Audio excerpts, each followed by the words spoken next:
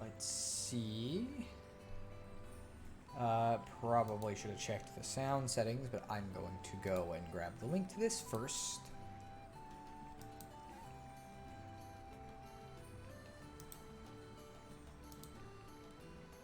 Glad I got a good song to start this off with. Let's make sure video capture everything looks like it's pretty much how I like it.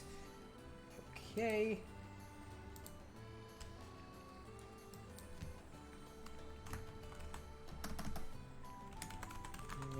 Some more Xenoblade. And I'll do that.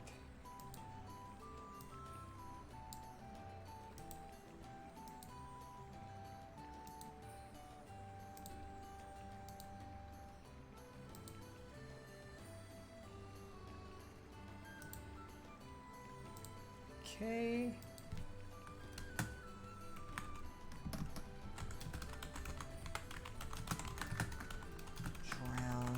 Video release. Oh, scroll down a little bit so I can see what if I was spelling it right. Okay, we should have that good. Let's close that. Let's go open Discord real quick. Let me make sure my okay. Alright.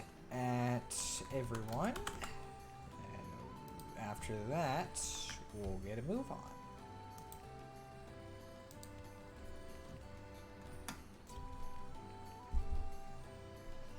Okay, I think we should be good to go.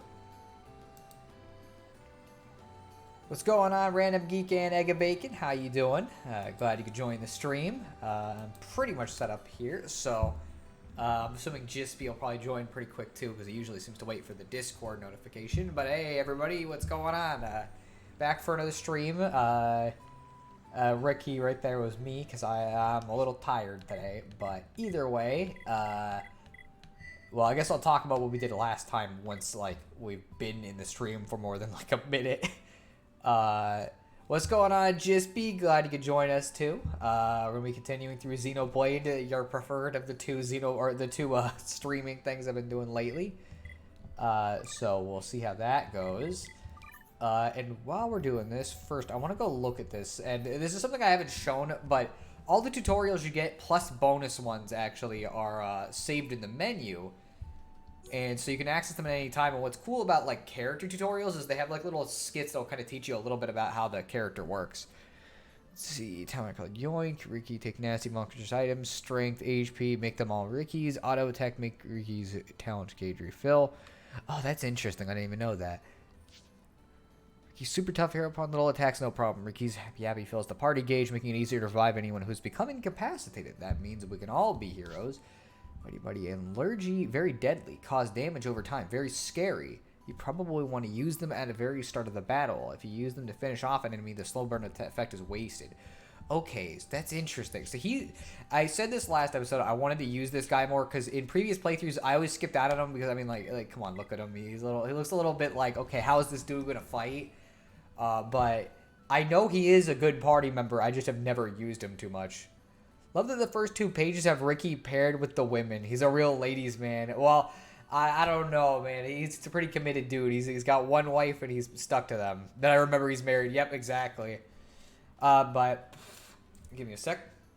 So, in case you don't remember, or unless you weren't here last time, so we arrived at Magna Forest and eventually arrived at this little Napon village too. We saved a girl, Melia, from dying, although she's not in our party because she's waiting for us at the top of the tree, so we're gonna have to go grab her real quick. And then we had to go kill this giant monster called a Telethia that had not only killed a lot of Melia's friends, but also could just try to fucking kill like everything around here. We managed to do that, and we met this guy, Ricky, who is our newest party member. He's a Napon dude, and everybody was making fun of him until they found out dude was married and had like 12 kids and was only trying to pay off a debt caused by his kids eating so much that he could barely afford it. So it was a very eventful time last time, and we got a quest from someone. Let's see. Oh, okay, this is the one where they want us to fix the mushrooms, I think. Yeah, we might as well, I guess, because it's a lot easier to do this when we're going to have to go up anyways. But yeah, so this time I'm not sure how much story progress we're going to be making. We may be making some, but it also may be very side quest focused. So, you know, there's that. Boy, I don't know if it's the video or just the game, because I see the game through like a capture window, but it is running a little weird. And I don't know if that's just on my end. Here, what I'll do, I'll go look at Twitch, because that should tell me if it's looking real laggy on your guys' end. No, it looks pretty normal, so I guess I'm just seeing it laggy, which is fine. See, you also showed off that Shulk could be removed from the party. The chief is literally Tom Nook, and we made a lot of cringy, disturbing jokes about Melia because of bad camera angles. I mean, well, I wasn't making as many jokes because, you know, I like the character, you know, and I respect women, you know.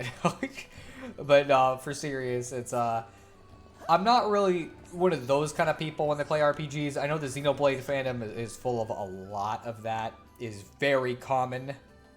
But I've just never been the type. So I just like the games a lot, and I like their stories, and I like the characters and all that. Also, I tried to make too hard to make Doom references. You did indeed. You always want to try to make puns based off of the enemy names in the game, but I'm not sure how many of them actually apply. Hello. Oh, this guy wanted something from us. Yes, we brought you the pollen so you can keep the lights on, basically.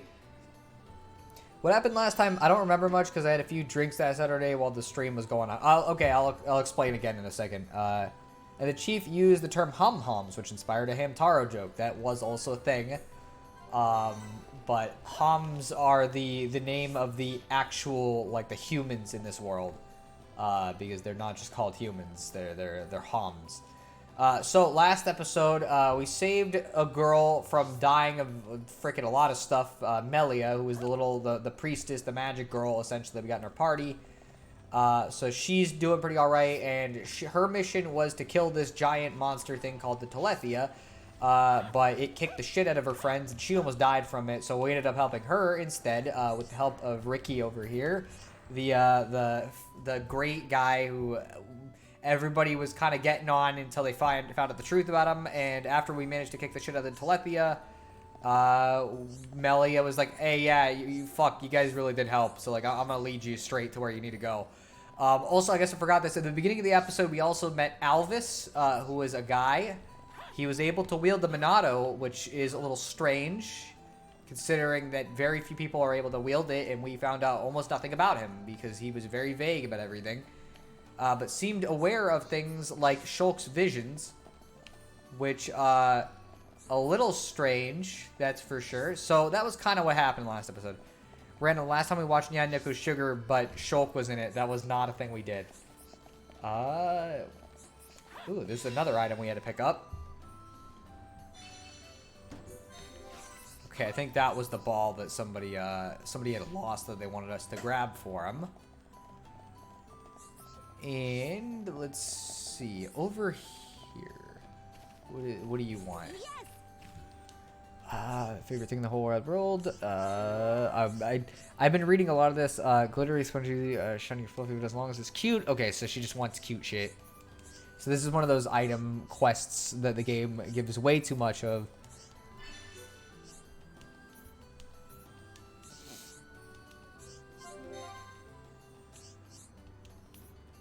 Okay. Well, we already got a tiny bit of it, but not much, which is a little unfortunate. I'm trying to find this last fucking mushroom thing, but I did not find it. Oh, wait, it's over there, right past Melia, where the cutscene was. Melia, what will you do now? I would like to repay you for your help. Permit me to act as your guide to Aerith Sea. Of course. We'd love you to. But I must warn you. Aerith Sea is vast. Do you know where you wish to go? There's a dark tower at the head of the Bionis. I saw it in a vision.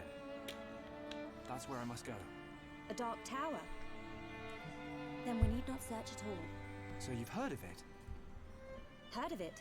I have seen it. A dark tower at the head of the Bionis. Only one place fits that description. So you know it. I believe what you saw was Prison Island. Prison Island. Dixon said the same thing. Indeed. Melia, have you ever been there? I have not set foot upon the island, but I know of it. Prison Island is sealed. No one may enter without Imperial sanction. Imperial sanction, eh? That means we'll be needing someone to grant us entry. I've heard that Aerith Sea is home to an empire ruled by the High Entier. They might be our best chance. You are knowledgeable for a Homs. Sanctions? Empires? Anyone help here? A sanction is permission from someone important. An empire must be a place ruled by an emperor. In other words, we need an emperor's permission to enter the island. This emperor, is he important? Long before we Homs built the colonies, a group of so-called royal types, or Imperials, ruled our lands. Think of them like the heads of our colony, but with much greater influence and power. Now I get it. Dunban knows more than a textbook. Are you kidding? That's first year Homs history, Rhine. I might have slept through that class. So when do we get to meet these High Entier folks? You are so... Oh, forget it. First, we must travel to the Imperial capital. We'll see how easy it is to see this Emperor. My promise was to be your guide. I will not break it. Melia, isn't that the... The shortcut to Aerith Sea? Yes. It's just the same kind of bridge we've been going on over the entire village, but okay, thank you, Melia. I appreciate it. Okay, so let's fix this mushroom. I got a couple comments. So I guess the Napon live inside a Christmas tree. Kinda. Not many lights outside of it, but... Alright, so we fixed these mushrooms, because apparently these mushrooms help tell time. Don't fucking ask me how that works. If you want cute things, I've got kittens. Well, I may want to be wary of that. The kittens that you have are known for eating feet, and I'm not sure how well they're gonna like that. There we go. Child Shulk to the Dark Tower came. I have no idea what that's a reference to. Don't know why it capitalized every word in that sentence. I have no idea either. Alcatraz. Nah, it's Prison Island, but it's in the sky. This isn't on the ocean. Wait, Melia just said you're knowledgeable for a Homs. Is she not a Homs herself? I'm kind of surprised it took you this long to figure that out, but she has been implying very heavily. In fact, the characters even have been implying something's kind of off with Melia compared to the rest of them. So we'll see. Well, yeah, all the lights are inside of the tree. I guess so, yeah. Okay, we fixed your time mushrooms. Yes. Okay, let's see. Quest complete. Okay, so we got that quest done. Oh, you want something else from us now? And now we're stuck really close to this angle, so we're stuck like this. Let's see, sweet aroma. What can it be? Oh yeah, okay. Oh, we're seeing a vision. Let's see. It has really strong, funny smell. It makes me feel dizzy. My brain turned to mush. I think I'm going to be sick. Oh, that's a great sign. This smell is the smell I've smelled before. Do friends know it? Tell hereupon Ricky. Tell. Indeed, let us hear some more. It is smell a certain drink that my hubby pawn Kofoko likes. How strangely strange. Is something hidden around here? Okay, so somebody is gonna fucking drug the water here. I think my hubby pawn is up to something behind my back again. So now we have to go figure out what the frick is going on with that. So it's something I haven't shown as much because I've mainly just been doing them as I've been going. I think that's an actual regular quest. But for any quest that we have, I can actually just make it so I can target that. This is probably the one. Yes. So I can activate this and it'll make the main thing, well, it'll make the main... No, it didn't. Wow, that's weird. Maybe it was already like that and I just disabled it. I might be doing something kind of dumb because normally... Oh, no, okay. It'll show you where it is on the map, but normally it'll show you a little more, but it may be because we're still stuck inside a small chunk of the village that we cannot see everything, but I don't know. I'm going to go back down here again, even though I've been down here multiple times, and there's generally not been anything too vital down here, but every once in a while somebody wants me to do something down here, so I will go down here. But yeah, so I'm kind of surprised. Usually it does have a little marker. It may mean that it's at a different time of day, though, which I guess is, like, a potential problem now I think about it. So let me change the time a couple times, and we'll see if I can get... Okay, yeah, no, it was definitely having to do with that. And also somebody else wanted something from here that I couldn't get them before. Let's see.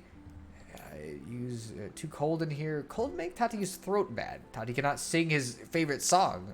Let's see. Tati need favor from friends. Need friends to take Tati to 3 Hode camouflage. Tati can use to make warm blanket to sleep soundly. Okay, I guess that's fine. Thank you. But yeah, so that's why it wasn't showing up, because I needed to actually activate it.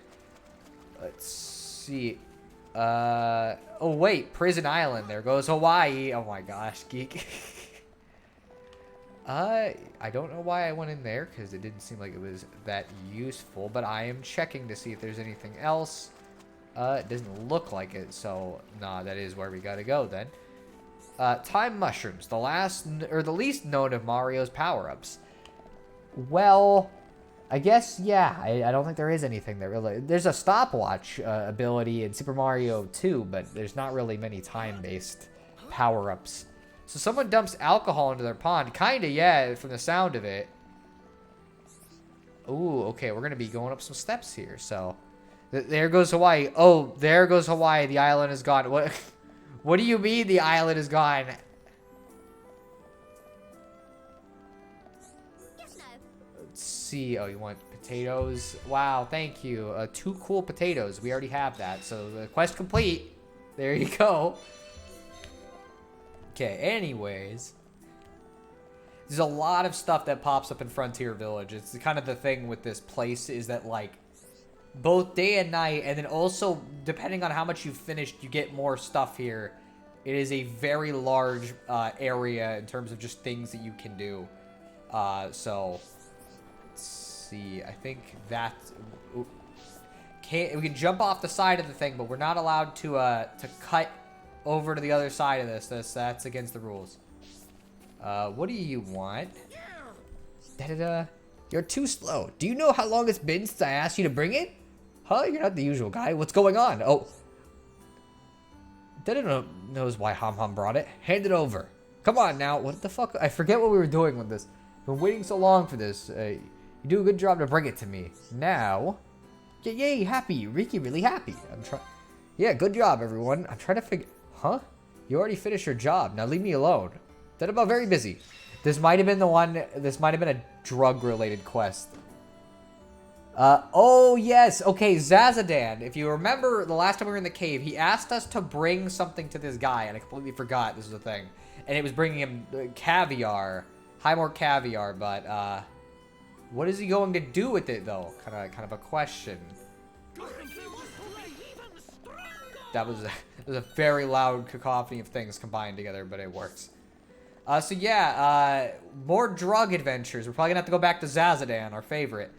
Sonic Adventure 2 fandom. I was referencing it. Oh, okay. I'm sorry. I'm just dense. Let's see. I guess we continue up this. Funny thing is, I myself don't know what Child Shulk to the Dark Tower came as a reference to. I think it's either an old poem or a bunch of Stephen King novels. Just Mooney once says it had a video with a similar title and it came to mind just then. Oh, okay. That's... I would not have known that. You're too slow always has to be read in Sonic's voice. I could have done that, but I decided not to. Is there a side quest over here, or is this going to count as a different floor? There is a side quest. I almost walked right by you. Let's see, strange friends, strange friends. Do you know what a mixer is? A very handy Hom Hom device. I want to get one made for me. Must talk to Hom Hom, who is good with machines. Okay, what else do you want? Strange friends, do you know what I'm... Oh, wait. What? Why wouldn't it let me pick this up? That's weird. Maybe we haven't met the person yet, but that doesn't make any sense because they always get... That's strange. I don't know if it's a glitch or what, but I've never had that happen before. Anyways, we're still trying to find the deal with the alcohol. This is sure a longer trip than I thought it was going to be to get this alcohol problem dealt with. There's another quest. Let's see if maybe it's something where I had too many, but I doubt it. He's monster catching expert. Having said that, he lost the homemade book. Was going to use it to catch big dinos, but it gone. Wonder where it got to. Okay.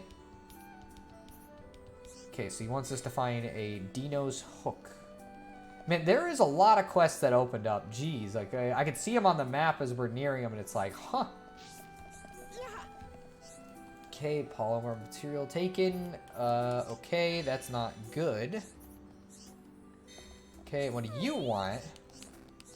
Oh, their grandpa's missing. That's unfortunate. He should be in Colony 6, but there's been no contact from him since the Mechon attack. Oh, that's not good. Actually, I want friends to take him some secret Nopon elixir. First, I need help making it. Do friends mind helping me? So you want us to bring him something, but like, you haven't fucking told, like, you don't have it. So we have to make it first. I see how it is. First, I need 3 things. Hades Beetle, All-Seeing Eyes, and Potent Brog Poison. We have most of those. All-Seeing Eyes from Jungle Quadwings and from Hades Beetles. I'm glad we don't have to go back to Satural Marsh at least. So there's that. We gotta find the deal with the alcohol, all this and more on today's exciting episode of Xenoblade Chronicles. That is actually what we're doing though. But we're also just... Why do you scream at me like this? Being alone make me feel lonely at night. Why do you want pets? Catch me some ash foxes. Okay, we already got all the ones you want. 4 of them to cuddle. These are probably bugs that you're asking for, so okay there, buddy. So there we go. We have not even upgraded our armor now that I think about it. I haven't really needed to. I just think it's kind of interesting. Also, man, they're really just making us go, like, all the way up here to the place where we would normally have to go for the next story event, almost. In fact, we might just end up having to go all the way out there. Heart to heart. Man, none of these are ever available. It must be something that, like, if one character isn't included, they just don't include any of them. But I don't... I'm gonna have to go back, I guess, eventually and see some of those heart to hearts because we've been missing almost all of them. Man, everyone wants help today. Let's see... Upa Ember. Okay. We haven't even fought any Upas here, so it's not surprising that I didn't have the items necessary. Let's see. So would the Potent Brog get along fine with the Poison Brog or Detox Brog? I assume so. You know, they might be able to even mate and make weird combinations of all of that. Let's see. Did you just say Bubsy? I don't think I said Bubsy, but I could have. That knob on screen like my brother does when we tell him he can't have candy. What? I don't understand your brother, man. I'm just going to be completely honest with you. As long as we don't talk to him, we'll start the next story event, so it's fine. Okay, so this is where an item is. So this is probably one of the hook that the guy lost. Is the Dino's hook? Yes, it is. Okay. Or the Dino's book. Okay, so we got that. Oh, that's weird. Okay. So this actually brought us up to the top because I thought it was the quest and it was not the quest. So I guess we're not going to be doing that right now. Oh man. So this is why this is why this area is kind of confusing because there is so many different layers to this. Like this is the bottom and there's the second, which literally the thing we needed was on the bottom layer, the last layer, this one specifically. Okay, what do you want? Man, they really fancy Orluga masks. I'm surprised we didn't get any of those considering we fought several Orlugas yesterday. Or not yesterday, but last time. But he screams 5 times louder and threatens our lives. Bro, what the heck is wrong with that? I don't understand how somebody could do that. Oh dear, somebody has noticed. Kofuko has been making drink using water under the altar. Sweet smell should now be changing to fragrant aroma. What? Friends think drink will make people dizzy and sick? Maybe ingredients in secret recipe that are bad. Kofuku needs walnut grapes or bitter kiwi for a perfect concoction. But Kofuku is too old to go searching for either. So yeah, he's literally making alcohol. It is really sweet. Me not like Jollyade. Everything spinning round and round and round. Sickly noxious sweetness make me feel bad inside. It was mistaken to not use rare and delicious ingredients. Drinking too much made Jollyade make everyone feel silly dizzy. Yes, so he's gonna basically like almost kill everyone. If Coco gets it wrong, then Mikiko will not let him forget. Will friends go find ingredients for Kofuku? Either one is fine. Freaking something popped up on... okay. Walnut grapes are easy to find. Bitter kiwi grow in Makna, but is very rare delicacy, so we need to get the kiwi. Okay, so... bitter kiwi is what we should probably choose, although we might have to get both of them. Huh?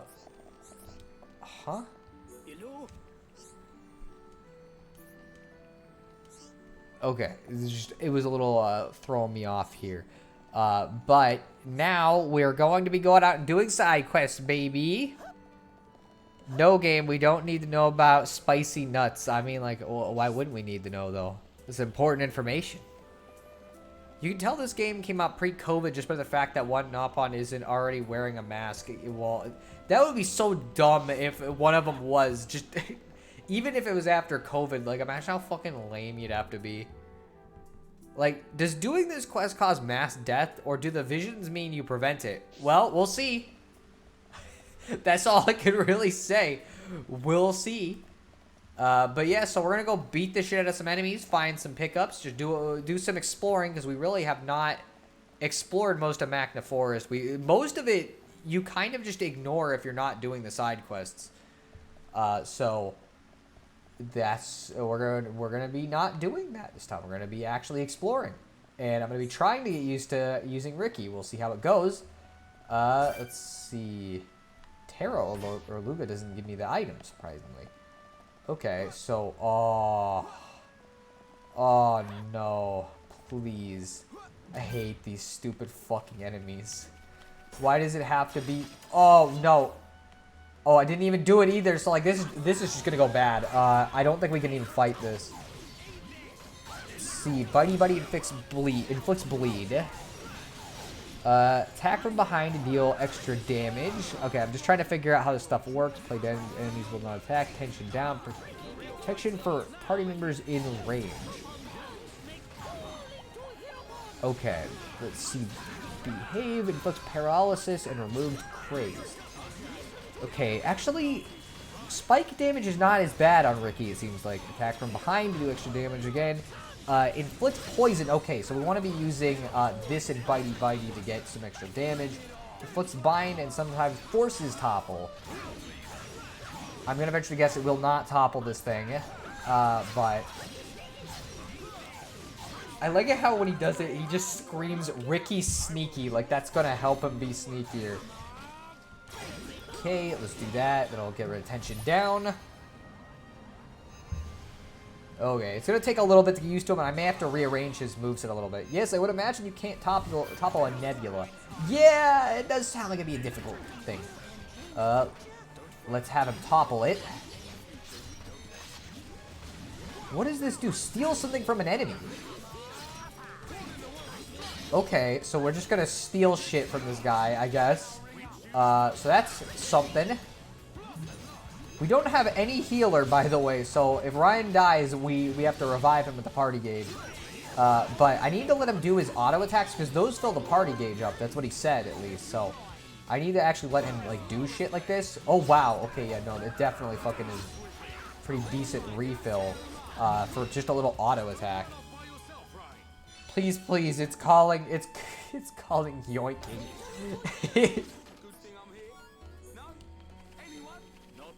I don't know if that, let's see, what? Oh, that's, okay, which one is this one? Enigma Lotus. I think this is the cute quest that they want that for. So yeah, this is going to be a real chill stream, if you can't tell. Here, well, I'm here. Not that one. That's the loading and saving one. Let's see. Agility down. That's not a bad effect, I guess. Increases damage dealt from the first attack. That's a useless one. Ether up 2. I don't know if that's useful for Ricky or not. This one might be okay. Let's see. Recovery up. I don't think it's really going to help here. Here, for right now... What the heck happened to agility down? Is that only able to be on that one? That's weird. And then we'll just put the other one, Ether up, just for right now. And then I want to change out his arts. Also, we should probably level some up for right now. I need to... Ooh, wow, he's got a bunch more arts than usual. Ricky spits saliva that instantly freezes around an enemy. I don't know if that would be very useful. It could be, though. Let's see. That doesn't seem very good. You can do it. Restore HP to the party. The more debuffs, the more HP restored. That's something I need. Here, before I do that, let's put this in. Is there... There's definitely going to be a useful attack. The harder you fall. I'm trying to figure... They changed the fucking... Affecting bleed, play dead. I think that's probably what I should replace it with. What? I didn't mean to do that. So we have that now. Okay, now we can level some stuff up, and then I'm going to hero time. Yeah, that's that one. I need to start getting the freaking, like, I need to start getting those books from the stores, because I can only upgrade the arts to a certain extent. I just upgraded one I'm not even going to use, so let's not do that.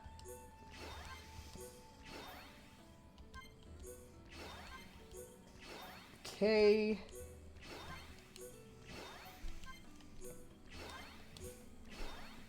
Okay, that's a decent one then. Let's do, I'm just going to upgrade all of these to 4 for right now. Until I run out, which it looks like I did. Okay. So now, let's kind of go rearrange this a little bit. Let's see, filling the party gauge. So let's put this near the end. I think it'd be good to have that there, but let's kind of move this over here. Move this. Well, no, okay. This should be right in between these, so we'll have our attacking ones. Ricky throws petals from Magna. And then we'll do this one over here. That seems like a good one to have there. Okay. I think that'll probably make it a little bit easier in terms of the layout. So I'm going to have to get used to this, because again, I'm not used to fighting with this character. Okay, and then this will do this. Let's try this out. Okay, so I don't know how long it's going to take before that's actually going to be a useful thing. Oh, knocked us down. This. Let's steal something from the enemy. Strength up. Okay. That's actually, like, not bad. I don't know why I healed myself. It'd probably be better, but... okay, so that recharges quick, too. So Ricky can do a lot, actually. Jeez. So, is the current party advantageous? Like, I get you want to use Ricky, but how are Ryan and dark-haired Alucard compared to Shulk and the girls? The thing is, you can use any party combination in this game. Some of them require some wonkier strategies, but there is legitimately no bad party setup. There's just ones that are worse than others. Also, Friezenate sounds like it could have been good, but you're the expert. Generally, moves that, like, do stuff like that are just not that effective. So I tend to not focus on them. Plus, you want to make sure you have an equal amount of, like, different types of moves that do different types of shit. That toppled them automatically, so it does work. So let's see. I want to do this, and then do a chain attack, and then immediately do, well, let's see. Attacks extend duration.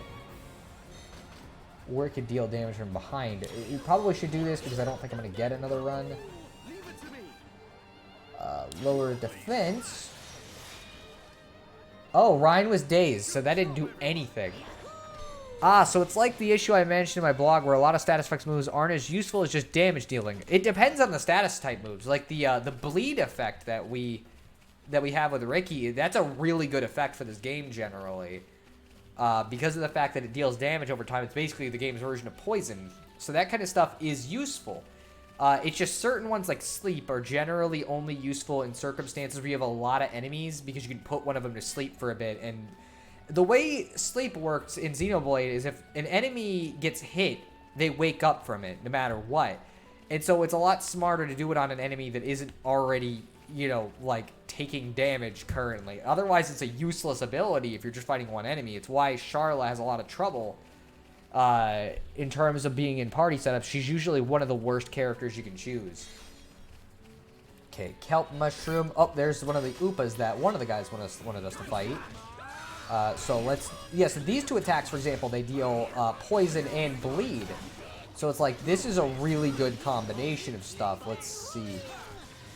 Oh, and I extended the stupid the topple, so the guy just got stuck on the ground for even longer. So he basically wasn't able to do jack shit. And see, here, the thing with, like, this character combination, and obviously I haven't used Ricky as often, but Ricky, from what I'm aware of, can do a lot of different types of moves.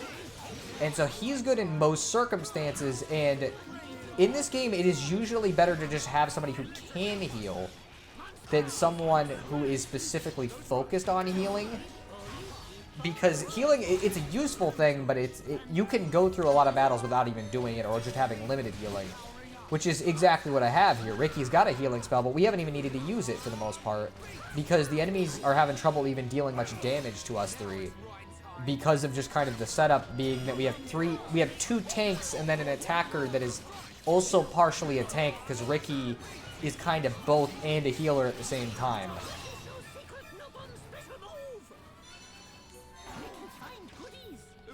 Okay, there we go. Got that done. Let's see. You know, I was making a Mario joke earlier, but Ricky literally carrying around the head of a piranha plant just didn't fight sake. You know what?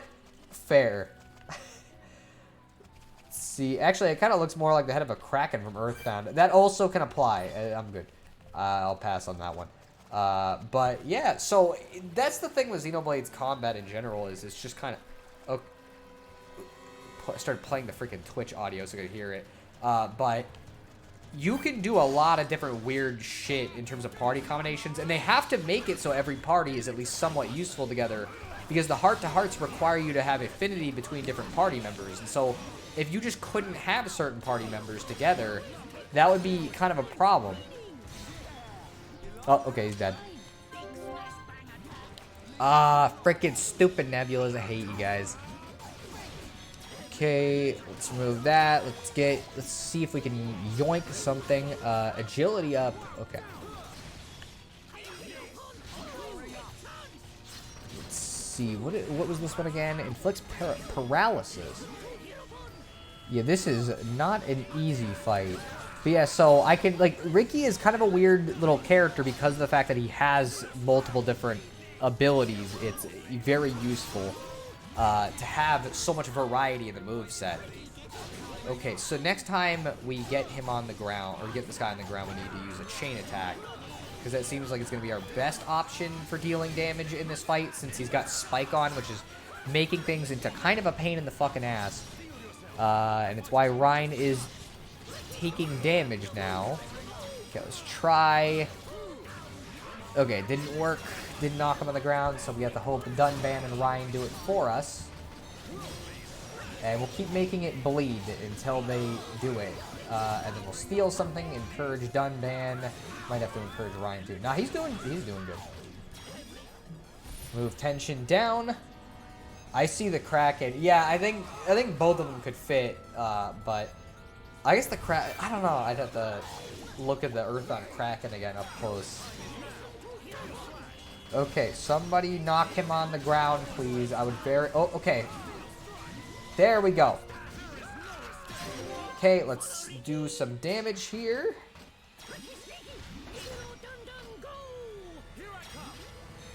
Lower it. Why is Ryan always asleep or dazed whenever we do this? Oh my gosh, Ryan, you're ruining our chain attacks. Okay, so let's use this from behind. He's almost dead, so I'm not real worried about it. I hate the stupid nebulas. They're such annoying fights. I don't know why they make them like this. Ryan can't help it. He's just lazy. I don't think he's lazy. He just keeps getting put to sleep. There's another heart-to-heart over here.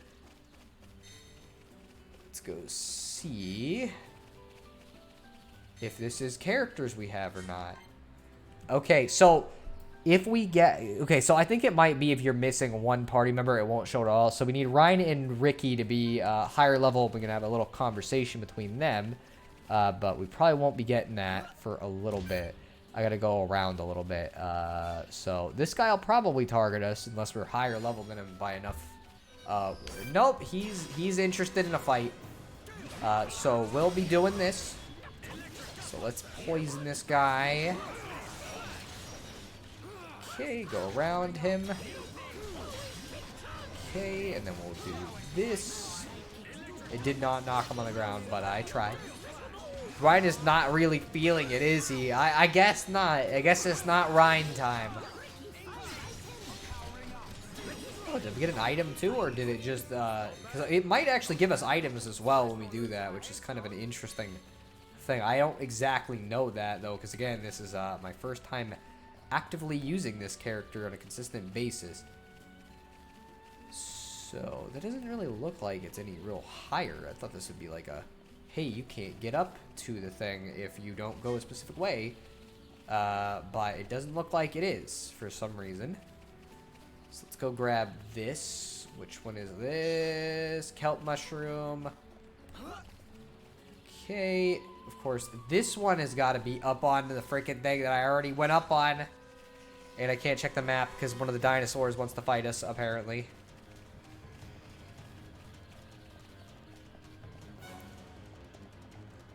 Alright. Oh, wait. No, I literally could have gone the other way. This is just a waste of my time. What am I doing? This episode, I'm a lot more scatterbrained, I'm noticing. I think it's just because I'm a little tired today. But it is what it is. Okay, fine. You know what? If you want to fight, sure. We're going to fight. You chased us down already. That's it. I was doing this for your own safety, but instead you were just desperate to get killed, I guess. Okay, lower that so he can't do jack shit to us. So anyways, how's everybody's day going so far? Hope it's going alright. Mine's going fine, besides me, again, being a little tired. So, you know, that's nice. I got some stuff done today, got some work done today, but it feels like it's been a little quieter, but that's okay, because I literally just finished a video, so it's kind of expected that progress will be a little slower for a little bit. The script is almost done for the next video, so like that's a good thing because I've already done most of the last episode script. I got it done a bit ago and I polished it a bit more, but I've still got a couple more sections to do. So we'll see how that goes, but I'm hoping it'll go well. Ooh, maybe I should actually be looking at what we're looking at. So that's kind of how my day's been going. It seems like the Ben Drown video has been real popular too, which has been really nice. Like, I don't know about like views wise, but in terms of like reception, it's been really popular. So I've been very happy about that. Because, you know, I've released a lot of videos, obviously, but not as many have been on like Sonosara lately, because I took a big fucking break from that for a number of reasons I already discussed. But, do I gotta go that way? Okay, that's fine. I guess there's a lot of stuff up that way anyways, but, so it was nice getting to release that stuff again, and I'm glad to see people really enjoyed it, seemingly. I have no idea what people in the chat felt about it, but I hope you guys liked it. Okay, let's see. Man, these guys are very relentless today. So let's make this guy bleed, and then he'll face away from us, and so... Oh! Why did it run? Did it just know it was gonna lose? So I was like, no, I'm out of here. These guys are scary. they showed up and immediately just started doing all these fucking coordinated attacks. I'm done. I'm out. Fuck these guys. Ooh, yippee. We get to fight a Nebula or that, or I'm probably just gonna back out of the fight immediately once we kill this thing, because I don't want to fight another Nebula, please. Okay, let's steal this. Maybe I should have done... Oh, okay. Okay, so the topple isn't guaranteed even if they're down. And I'm assuming the chance will go up with time, but I have no idea. Fuck it, I might fight this stupid thing anyways. Okay. Okay, inflict bleed here. Okay, let's see. That fills party gauge. That is very useful. Inflict poison. Man, that poison fucking pretty much works almost every time. There's not even like a thing where it'll just get blocked, it seems like, which is really useful, at least for most enemies. Okay, like bleed.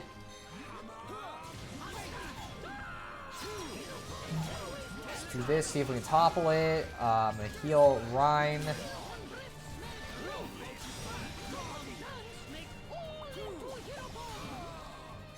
Okay, I might have to just do a chain attack.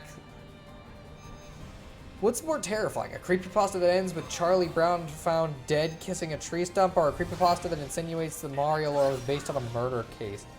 I don't know. Okay, let's do a chain attack. Let's see. Yeah, we'll just do this. Lower his defense. Why is Ryan always, like, out of these chain attacks? What is going on? Was he like... Because it's weird. I've never had such an issue with getting... Oh, is it because he was fucking blocking? Bro, Ryan, fuck you. You don't want to participate in chain attacks. And so fucking Ricky got to attack twice, but we could have killed that in one turn if you had fucking just been in the fight. Okay, there's another quest done.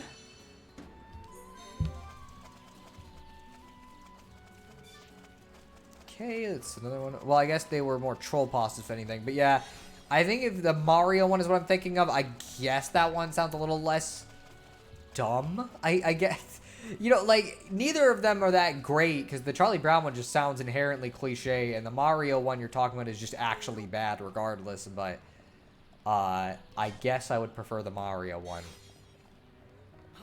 Okay, let's go grab this, or fight this, or whatever it'll... oh, you want to fight us. Okay. I noticed they get very close to us, and then the camera just kind of looks up at the enemy, and it's really fucking funny looking.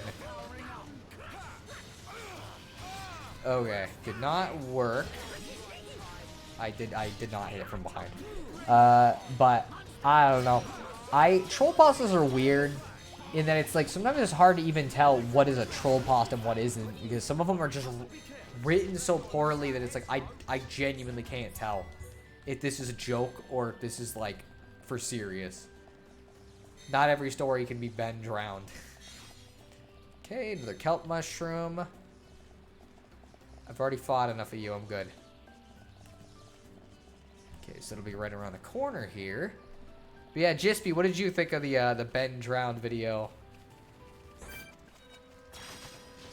Okay, we're fighting two of them, I guess. Let's make this guy bleed. Try to topple it. I don't know how toppling in the water is going to go, but we'll see.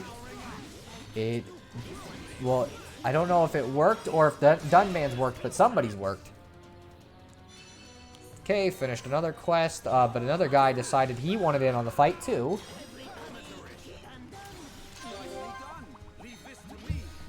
I like it how one of Ricky's abilities is just, hey, people in the battle don't get as sad as quickly.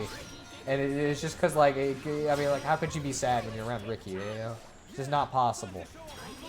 Okay, let's just make him bleed because this guy is targeting us. But yeah, if you can't tell, it's like, you notice our health on the left has not changed much in most of these fights, and even when it has, it's only been with, like, the nebulas. And that's because they got spike damage. Oh, their body's gonna disappear before we can pick up the chest. That's great.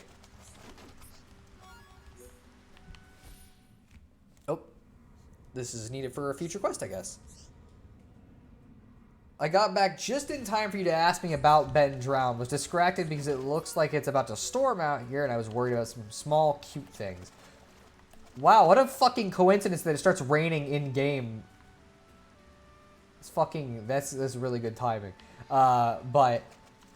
So I get being concerned about the kittens, but also, like, fucking rain's great. So, I don't know. I would be pretty down for some rain right now. We've gotten a decent amount, I guess, for where I'm at, but there's never enough rain. Because I love it. It is one of my favorite things about the Earth. And there is never enough of it. Let me put it like, or this way. When your Ben Drown video went up, I was tired and about to get offline and sleep. Watching it woke me back up. Was it like out of fear or because the video was good? Because I kind of doubt it scared you that much, but... I'm glad it woke you back. Well, maybe I'm not glad it woke you back up. It might kind of suck in its own way, but I hope you enjoyed it at least. Okay, I probably should have gone up on this instead of like walking up the side of it because the video was good. Basically, nothing scares me. There's probably some stuff that could scare you, like watching Boku no Pico. Oh, hello. Hello, sir. You didn't seem that interested in fighting us, so.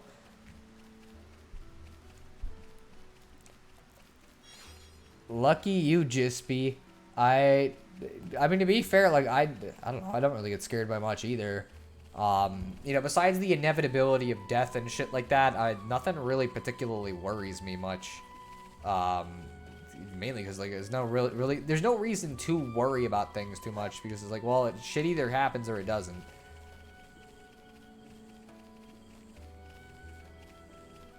Okay, freaking dude.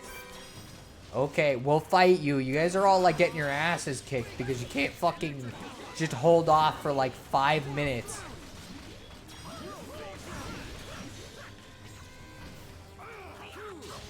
Okay.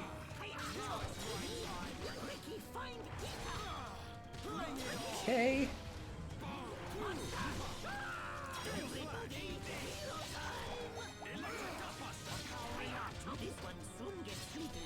See, Boku no Pico is a different kind of scary. Well, it's still scary. Inevitability of death, maybe for you because I will never die. Play Celeste and dies immediately. Oh my gosh. Nah, I don't know. It's always worried me a little bit because I just have a feeling it's going to happen well before I want it to, no matter what I do. And that's what sucks. Okay, I could get up this side. I think Ricky's jump is not great for platforming, but we're playing as him. And you know what? He's been pretty fun to play as, so I haven't minded it. Also, the item despawned when I got up here, so I get to change the time. Let's see if it'll respawn over here, because it might have been an enemy, or it might not have been. Also, we have a giant... We have a thing that we need to go back and do in Guar Plain now that I think about it, but, okay. We've been roaming around this little area for a bit. Let's go explore some other parts of Magna Forest, so we're not just fucking doing the same things over and over. But, yeah, so I don't know. Forgot what I was talking about. Again, sorry if the energy's a little different in the stream. I'm just real tired. Feel like I need a nap, but I'm not going to be taking one until the stream is over at best, so.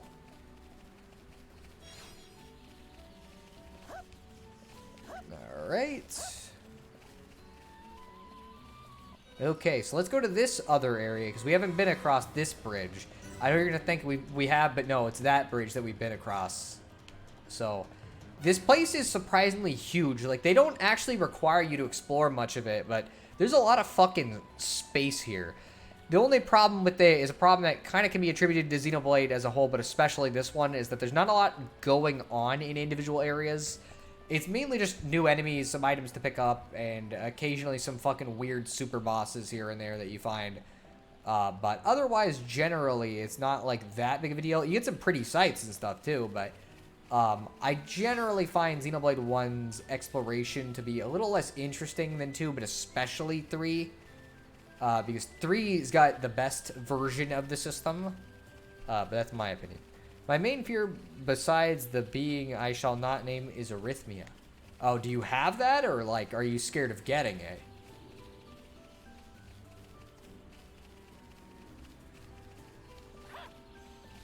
You know, honestly, like, real talk, I probably got something fucking going on with my actual heart, because it's been shit. Like, most of my health issues that I haven't, like, said much about kind of relate to that, and not in a good way. But, how the fuck do I get over there? But, I don't know what it is. I'm scared of suddenly getting it. Oh, okay. Well, the best thing I can say is, like, there's no reason to really worry about it, because, like, you either get it or you don't. And I know that's not, like, the ideal way of saying it, but it's literally just reality. Like, just keep moving through your life, and whether it happens or not is not something you can really control that much.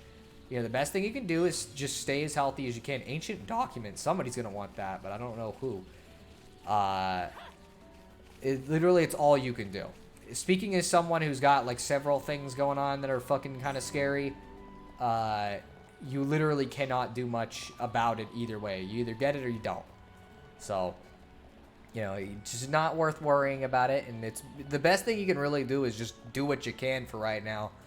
Because the thing is regardless of anything, like, you can worry about arrhythmia or you can worry about whatever, but, like, death could literally loom at every corner, and you never know when it's going to happen. So the best thing you can do is live your life the best way you can. Have as much fun as you can. Do the things you want to do. Don't waste time on stuff that you don't want to do if you don't have to. That kind of shit. Because that's most of what I do now, at least. Before, I used to fucking waste a shit ton of time, but I'm trying to get away from those bad habits. I'm trying to stop looking at Twitter all the time. I'm trying to just fucking be a regular-ass person. You know, so trying to get exercise when I can. You know, I'm not the greatest at it, but I'm getting a little better. So that's all the advice I can really give you in regards to, like, fears over health issues. Actually, I might need to go up a little higher here. Freaking glare on my screen is making it, like, kind of hard to see. And because it's, like, slightly darker now, it's like it makes it weirder. But I'm gonna keep playing like this right now, so we're not always just stuck in the daytime. Okay, so it looks like it should go to the same area either way. And it's probably that item that is the little quest marker. Okay. We got almost all the kelp mushrooms, I guess. So now, how about we... Well, okay. How about we fall flat on our head? That'll really help. Okay, so the question is the water down here deep enough where I could dive into it? Or am I going to get hurt if I dive into it? Because I'm going to be real. This kind of looks like it's too shallow. But there's no risk in trying it once, baby. Okay, we're good. We're all safe. Let's see. Fool Sardi. Macnabrog. That thing is fucking huge. I'm fighting it. I'm fighting the giant Brog. Fucking look at this thing.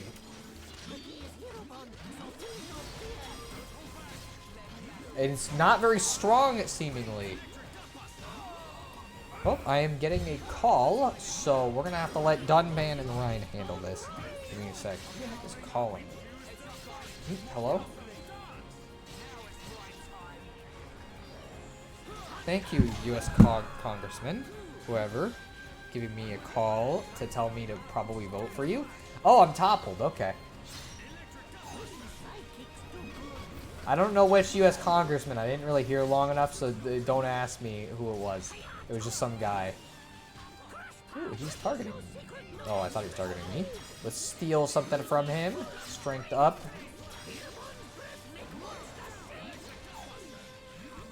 I actually kind of like Ricky's moveset. He's kind of fun to play as. Okay, so I think the quest thing must be flying. I don't know if it's flying above or if it looks like it's that thing over there. So I'm gonna have... Oh, okay, it's a named enemy.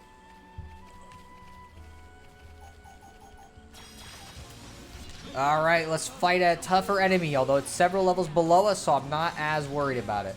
Oh, is it? Let's say, is it targeting me? It is. Okay, let's try to topple it. So far, it's getting its fucking ass kicked. So, you know, there's that. Okay. Probably good to get that meter built up, because we want to get... Oh, okay, it's already, like, at the chain attack level, which is good, because I'm going to want to finish the fight off with this if I can do that. Let's see. That thing looks like a giant Exotl. I don't know how to pronounce that, but scaly. You know what? Fair. And I like axolotls or whatever. They're cute, so I don't mind it. Okay, I'm going to save that middle attack for when we're having... Or when we're closer to doing the chain attack, although it may be a problem. I might have to use it earlier because Ryan is kind of having some trouble. Here, let's give him some bleed here. Let's lower his defense. Let's have him do a single high-powered blow. Okay, then we'll see if we can get this party gauge built up before that happens, because that should fill the party gauge up a bunch. By the way, speaking of what one thought of videos, did you ever finish watching Spoonie's Final Fantasy X videos? Well, yes, not the 10-2, I should say. But I watched the Final Fantasy X, like, 1 video. I enjoyed it. I thought it was fun. It reminded me a lot of, like, the angry video game nerd, but a little bit more collected most of the time. Every once in a while, you'd still kind of get that energy from him where it's like, okay, I think you're getting a little too into this particular subject. But as a whole, I honestly thought it was pretty decent.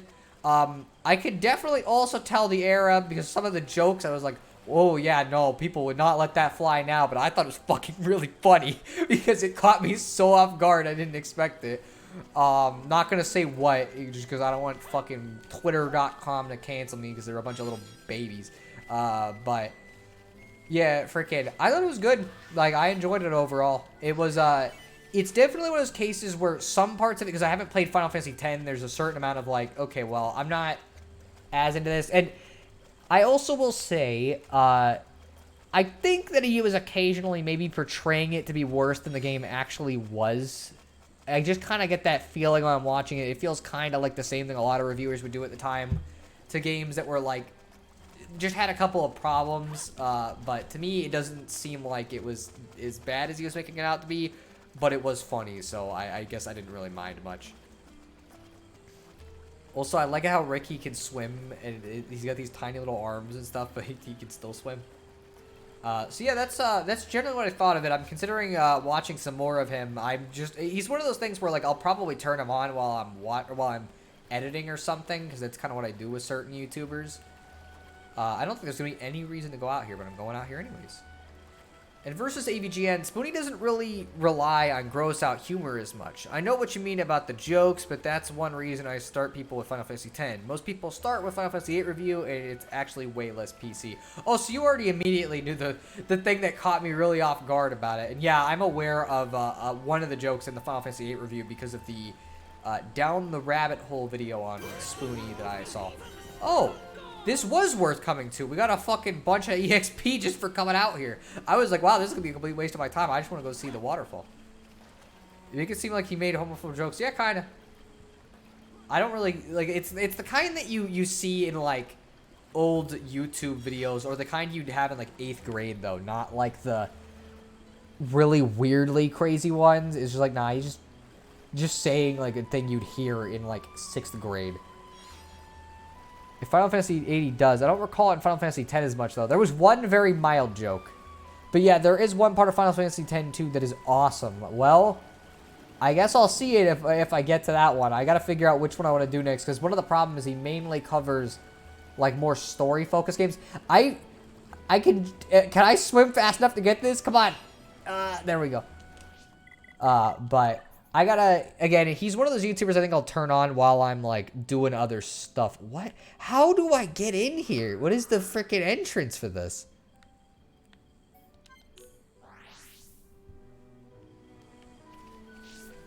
Okay, so there should be... Ooh, let's not fall off the... Okay, well that would not have done anything then. We could have just fallen off of it and it would not have been a problem at all. But I want to go see, because we got a bunch of these guys over here. So I want to go see what these want me to do for quest items. See, the music... Again, I've never played Final Fantasy X too, so I have no idea. I myself only played a few hours of Final Fantasy X, enough to see some of his issues, but like, I'm basically trusting his plot summary is accurate. Someone who's a huge Final Fantasy X fan told me it basically is. Well, the thing is, I guess I can't 100% believe it's 100% accurate, mainly because of the fact that there's a lot of people who have told me that Final Fantasy X is the best one in the series. Here, I'll just inflict poison on him from a distance, and then it'll get him in the fight. Okay, well, I cannot hit him from behind, so we're just gonna do some regular attacks. Fill the party gauge, because we might as well while we're doing this.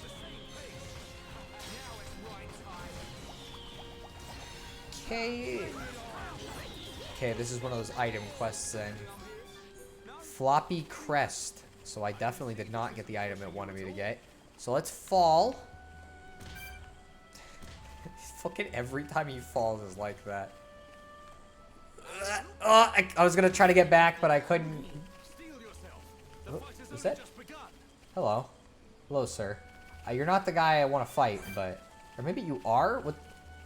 Where are... Like, these quest enemies or items or whatever should be fucking close, but it's like, I still haven't found them yet. No, what the frick is going on? Maybe it is this. I don't know. No, it can't be. I'll fight it anyway, so I started the fight with it, and it's gonna be like 3 seconds, so I might as well fucking do it.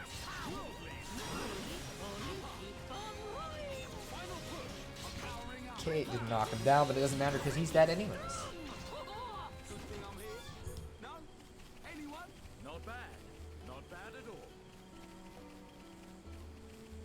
Okay, so where...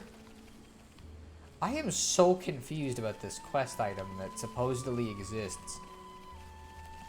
There's two different paths, or two different, like, things I could go up.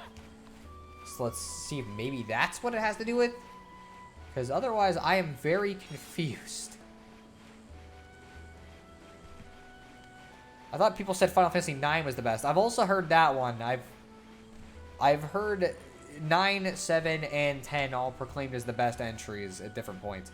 Oh, they're up there. They're just more quad wings. They're just up fucking really high in an area that I couldn't even see them. Okay, let's poison him.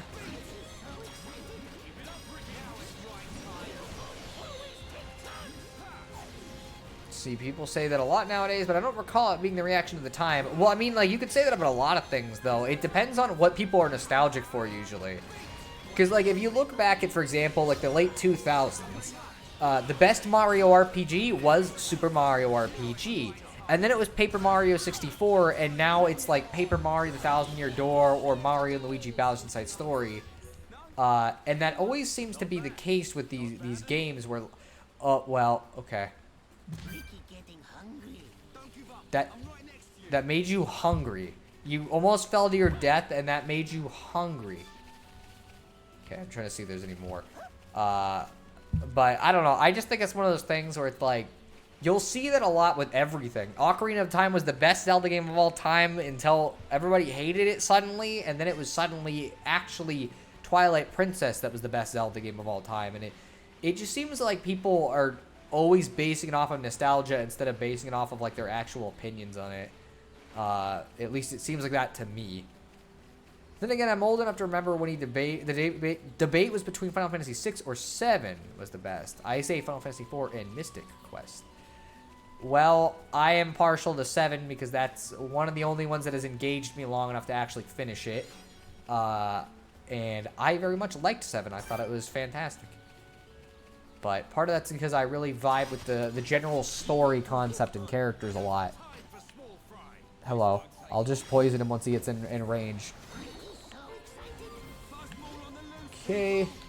Ooh, okay. Let's not fall off the freaking cliff just to hit this guy. Okay. These do not get toppled very easily, so doing it feels kind of like a little bit of a waste of time, but it is what it is. So that's a free bar of the party gauge every single time I use it, pretty much. That's nice. Okay. Kill him. Boom. He's done. What item are they wanting us to find? Because I sure am not getting it so far. Oh. Hello. Poison him. Okay, and I guess we're gonna make him bleed here.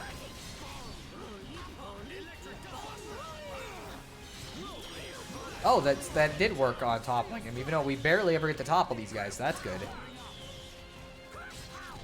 I'm not sure this fucking, whatever quest we're doing here with these enemies has really been worth it, considering I've fucking hunted so many of them and not found what they want me to find at all.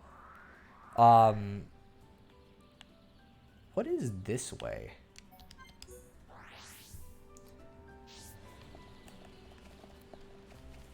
Oh, there's like a whole last little pathway. Let's see if there's a way to get up here. There is. It's just kind of a little bit of rangamaroo here to get back. Being confused by quest markers equals a relatable Breath of the Wild experience. I didn't do many of the side quests in that game, so I wouldn't even know. Like, I didn't dislike them conceptually, but I was just too busy doing fucking really dumb shit most of the time.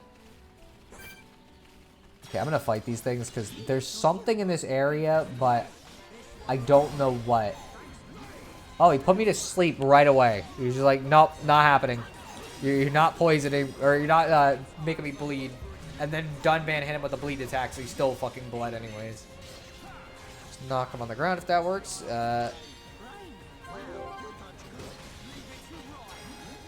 I like whenever that pops up, it means that usually your party member is going to do an extra dodge just because you fucking do it, which is nice.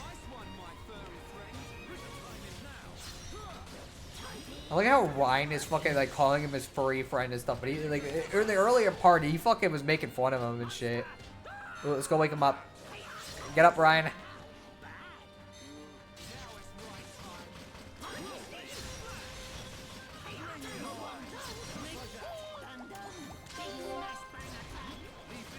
Okay, let's get you like that. Remember when people liked Sonic Adventure? Me neither. Well, people loved Sonic Adventure when it came out. It was like one of the most praised games in the series. It was only after like certain individuals, i.e. like the Game Grumps and stuff, started getting involved that people started hating it, and it's pretty stupid because it's like fucking Aaron. If you look at it like any of his gameplay of most of the Sonic games, it's just him not even knowing how to fucking play the game or intentionally looking for bugs and glitches. Which is not the fucking game's fault if you're going out of your way to do that just to call it bad. You're just a fucking bad critic then. But Ego Raptor's got bad tastes considering he legitimately believes that fucking Link to the Past is better than Ocarina of Time. And his reasoning boils down to the bombs are hard to throw in 3D, which is like, what? He thought the combat was too difficult and confusing in 3D Zelda. It was too complicated to have to hit something in 3D. Yeah, no, that was about 90% of the complaints that he issued. Oh, he didn't like that the game had a story. That's it. It's not even that it didn't have a good story or whatever. He just didn't like that it had a story in it. Because in Link to the Past, there is no story. And to him, that makes it an objectively better game. Which is just like, wow. That's a great fucking opinion. Okay, I didn't even know this was up here. I don't think I've ever gone back here. My memory is people liked SA on the Dreamcast, but then hated it on GameCube, and people assumed the game was just always bad. Well, people didn't even hate it on GameCube. It was just critics who didn't like it on GameCube. Most, like, regular people who played it thought it was great, too. I know it was praised back when it came out. I don't remember that because I didn't exist at the time. Well, back when I was a kid, most people loved Sonic Adventure 1 and Sonic Adventure 2. In fact, Sonic Adventure 2 was just the best game in the series from what everybody else told me. I didn't even get to play it until I was an adult. But everyone told me it was the best one. I only started hearing different opinions when I got on the internet. And that's because, again, Genesis fans were nostalgic around the time. Because that's the era when Super Nintendo games were nostalgic. And so, suddenly, the best games in the series were the Genesis ones, which, like, you could like the Genesis Sonic games. I don't think there's anything wrong with that, but I just find it so weird that a lot of the time, the criticism I heard for Sonic Adventure was either shit that just wasn't even really, like, a criticism of it, or stuff that's like, okay, yeah, but it was the first fucking 3D game, what do you expect? Like, yeah, it's buggy and glitchy, the presentation's a little weird, but that's because it was literally a fucking one of the first games of its time, or kind. And fucking, I don't know, I just think people were weirdly harsh on it and the elements that just didn't make any fucking sense. It was like, oh, the Genesis games didn't have story, and they didn't have these serious plots in them. They were all goofy, cartoony nonsense, which is not fucking true. I don't know what games they were playing, but the Genesis games take themselves pretty seriously. They're just not the same kind of serious as fucking, like, Sonic Adventure 2's serious, I guess. Or Sonic 06's, but, like, it's not like in the fight in Sonic 3, at the end of the game, Knuckles didn't just point to the screen and be like, wow, what a wacky thing, Eggman, you know, but we're gonna kick your butt, Robotnik, or something, you know, your Robotnik, making some fucking, like, dumbass pun.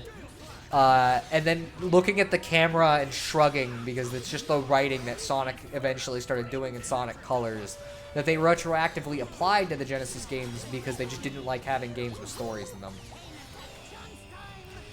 Okay, let's see. Of course, because Aaron sucks, pretty much. Okay, no, I kind of feel like people strawman the sequelitis Zelda video. Some of Aaron's complaints are badly worded, but honestly, I see where he's... Did you just say Link to the Past has no story? Okay, you know what? We'll talk about that in a minute.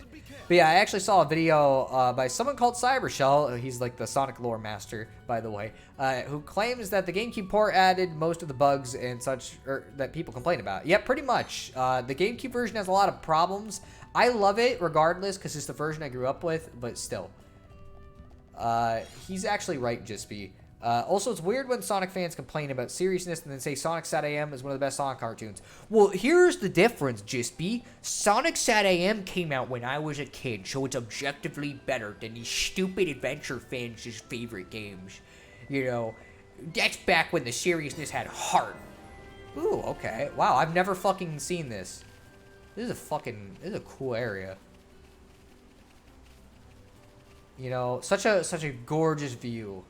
And I can't think of anything better to do here than to complain about Link to the Past's fucking story. Okay, so Link to the Past, if you are comparing it to any other Zelda game, it has almost no story. The game starts up, your uncle is like, hey, Link, stay in the house. So you don't, of course. You break his pots and then immediately leave his house. And the uncle dies. That's it. There's no build up to his death, so I can't feel anything about it. There's no impact. There's no point behind it. He just dies to die. So already, it's not starting off on a great foot.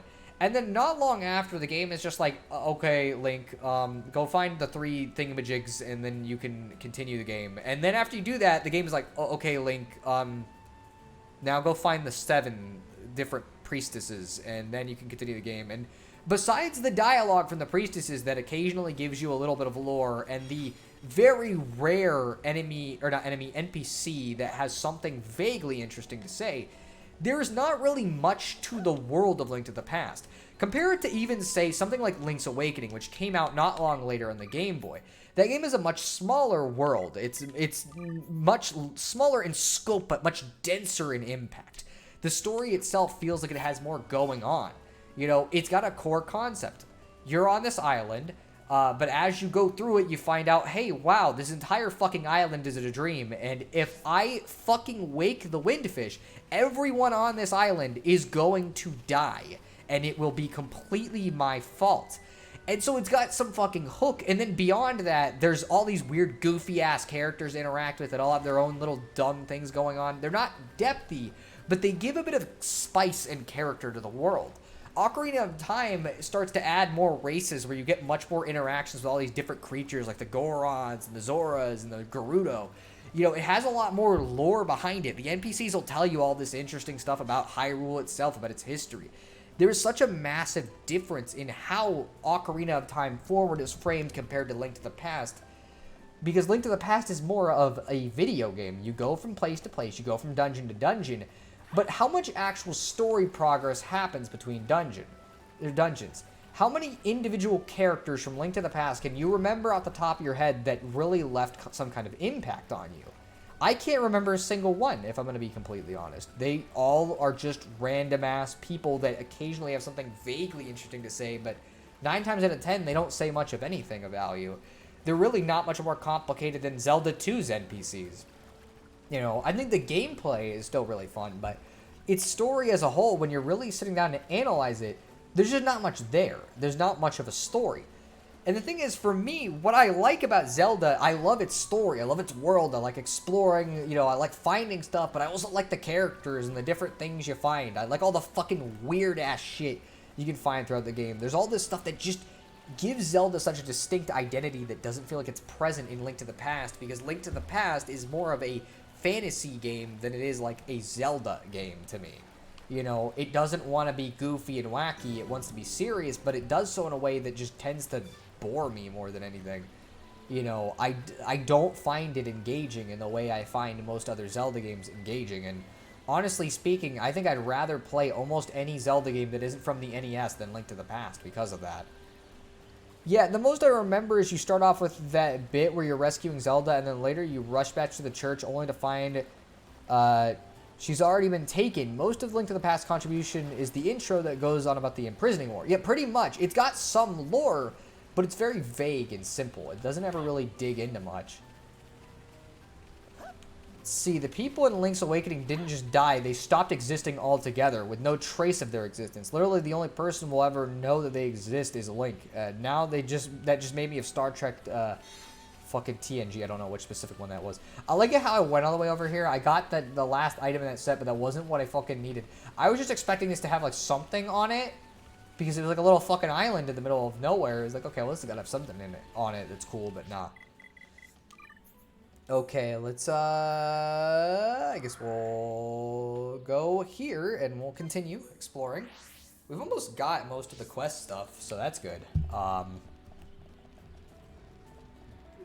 yeah, so, like, that's my opinion on fucking Link to the Past story, and that's why I tend to kind of go after it compared to other Zelda games, even though I think it's a good game. I think it's a well-made game, but I'm gonna be real.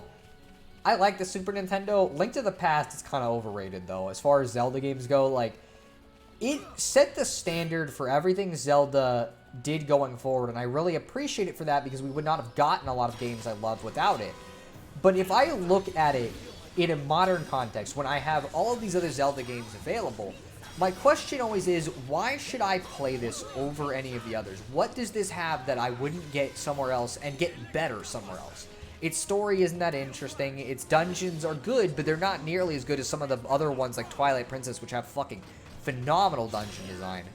You know, it's not as fast-paced as Link's Awakening. It's not as depressing and introspective as Majora's Mask. It's not as, like, heartwarming and satisfying as either Spirit Tracks or fucking Wind Waker. Like, it just feels like a game that only has impact if you didn't, or if you grew up with it, and if you didn't, it's just a neat Zelda game, but, like, that's it. Wow, I really am just fighting this guy, like, alone? Okay. And they're not able to damage him, so I can just poison him, I guess?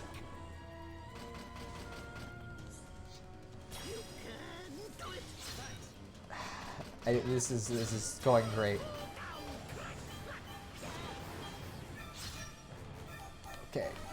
Okay. I was about to say, if you're gonna target me, please at least come a little closer. If only this little island had a Korok seed or something. For real. Okay, Please get over here. This is such a bad situation for the fight. I can't damage him. Oh, now they're here. They just decided now they're going to show up. But yeah, whenever I rewatch Aaron's video, there's a lot he says I think is either wrong or I can see what he's trying to say, but I would have explained it differently. But whenever I hear people complain about it, they always wildly misinterpret what he said or pretend it was less reasonable than it was. I just don't think it is because of the way he portrays it. Here's the thing. I can't take a critique from an angry video game nerd-esque like video seriously. Because inherently, those videos are filled with so much, like, weird amounts of bitterness that you can't go into it and be like, okay, he's giving us an objective take on this.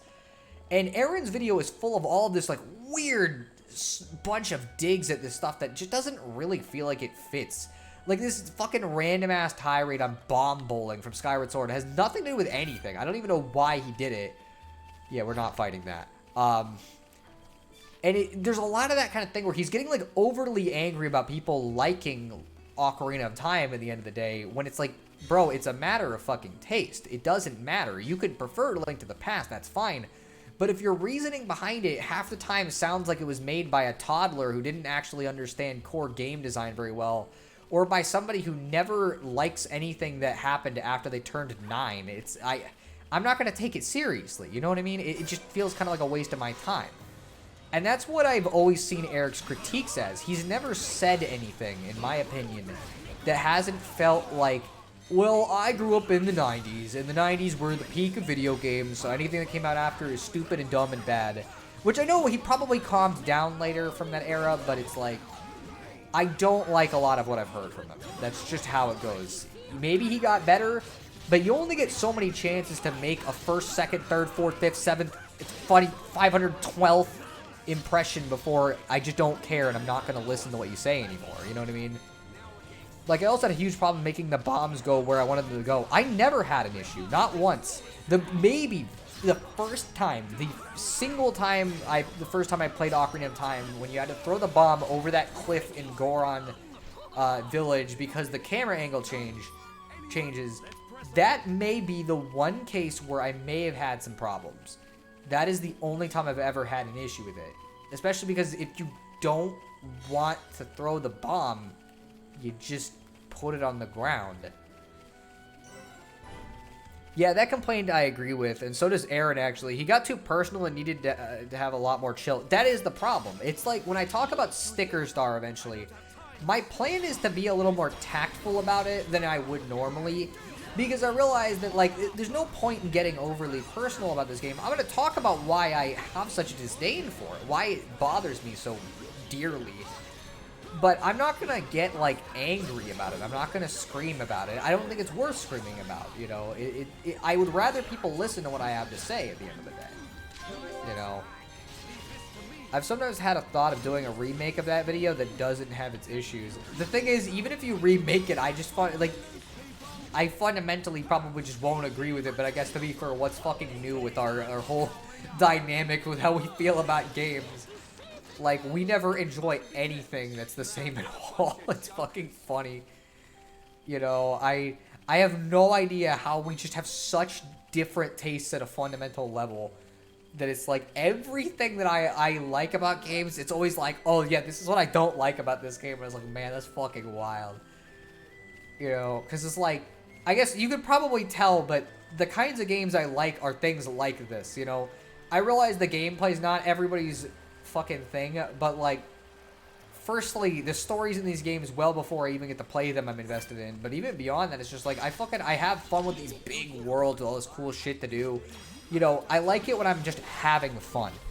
You know, and that's generally been the case with stuff like Xenoblade. It's why I like Zelda for what I do. I like a lot of the side stuff. I like exploring. I like the story. I like the characters.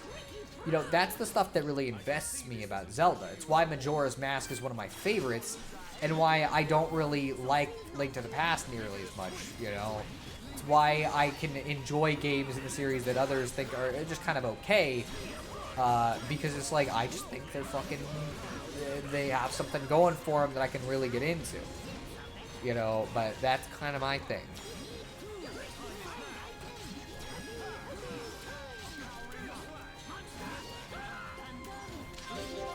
need to be using more chain attacks. Okay. Okay, let's see if we can kill this guy with this.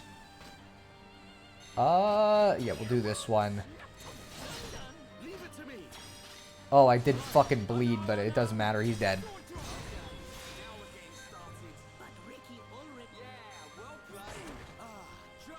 Oh, okay, there's another one. I didn't even know you were gonna join us. Hello. You two are so different that I'm convinced Jispy is your counterpart from another Earth where the flow of time is different and your tastes in games flip. It is fucking wild. I can't believe just how fucking, like, different we are at a fundamental level. It's even funny, like, our opinions on anime half the time are not shared, where it's like, the stuff that I value the most, like, 9 times out of 10, is just like, he's not as into it. Or, like, my favorite things is, like, usually way more critical of, which I just think is so fucking funny. Okay, let's do that. Poison him, make him bleed. And we'll see if we can knock him on the ground with this. Did not work.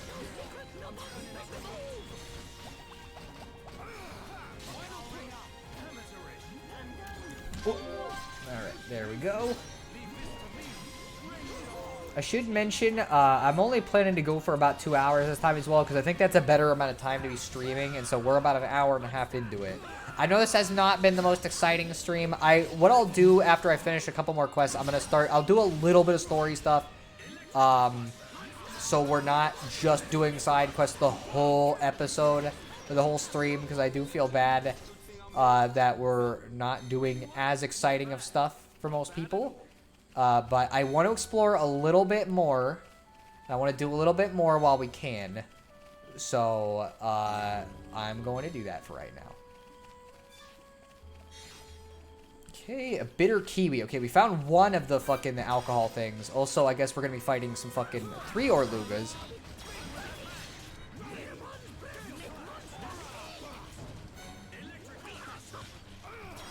Okay, let's see if we can knock him on the ground again after... Oh! Okay.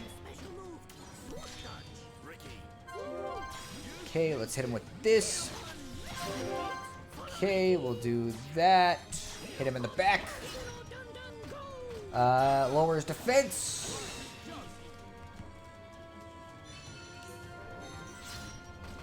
And then we'll have Ryan do a big, powerful move. Boom, there we go. Well, it is an RPG, so grinding is in its very nature. Well, kinda. We're not really grinding as much as doing quests, but that's just my excuse so that I don't have to call it grinding, and so it feels like I'm actually doing something instead of just fighting enemies aimlessly to get extra levels, because that fucking sucks. Xenoblade 2 and 3 are a little better about this, because A, their quests are more interesting, and B, they tend to balance the EXP a little better than this one does. This was their first attempt at like an RPG of this style, so I don't think they quite balanced it the right way, but it is what it is. You know, there's going to be problems inherently with a lot of this. I don't know why it did that, because it didn't really like help us at all.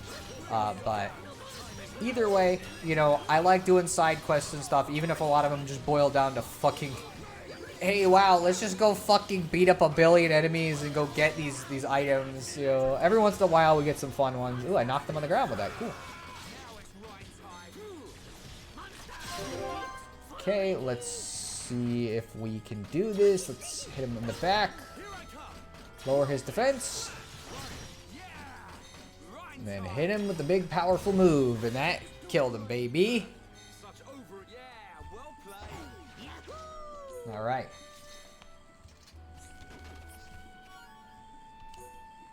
Okay, we got another thing right here. Right on the fucking edge of a giant-ass cliff. Oh, okay, we got the bitter kiwis now. So we gotta find the other things for that alcohol so it doesn't fucking kill anyone. You know. Honestly, I think it's just I tend to notice or at least be bothered by things you don't or aren't. Part of me thinks age might play a part. Me being at midlife crisis stage is giving me issues about a lot of things, but not back issues of Nintendo power, sadly. Well, age may be part of it. I think it's especially because, like, whatever era you're raised in is going to form your tastes. And so, like, me growing up in the GameCube era has given me very particular tastes for certain types of things. You know, it's why I give such a shit about, like, storytelling, but also want my games to actually have gameplay in them. Instead of just fucking being, like, cutscene compilations like Sony games usually are. You know, so it's... I think it just has to do when you grow up, because it's always going to have that kind of effect.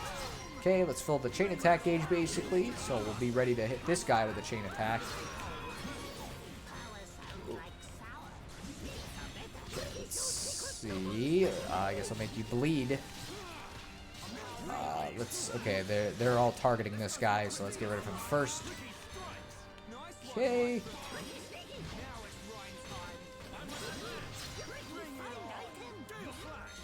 Okay, got some kind of buff. But then that makes the stuff we do agree on kind of noticeable. Like, your videos basically nailed what went wrong with the Slenderman games in Mythos. Well, to be fair, I'm surprised you were even into the Slenderman games in Mythos, considering it's like, you know, you didn't grow up in the same era that I did. So it's kind of shocking, and it's like, wow, I don't even know how you got into this. Okay, let's see. Can we knock him on the ground? Nope, okay. It is what it is. It really doesn't matter because, like, we're still gonna fucking kill him with this chain attack. So we'll kill him with this. Good job, everyone. Sweaty cloth. Thank you. Really, really fucking appreciate that item there. You literally knocked him on his ass and then beat his ass. Yeah, that do be how it goes in Xenoblade.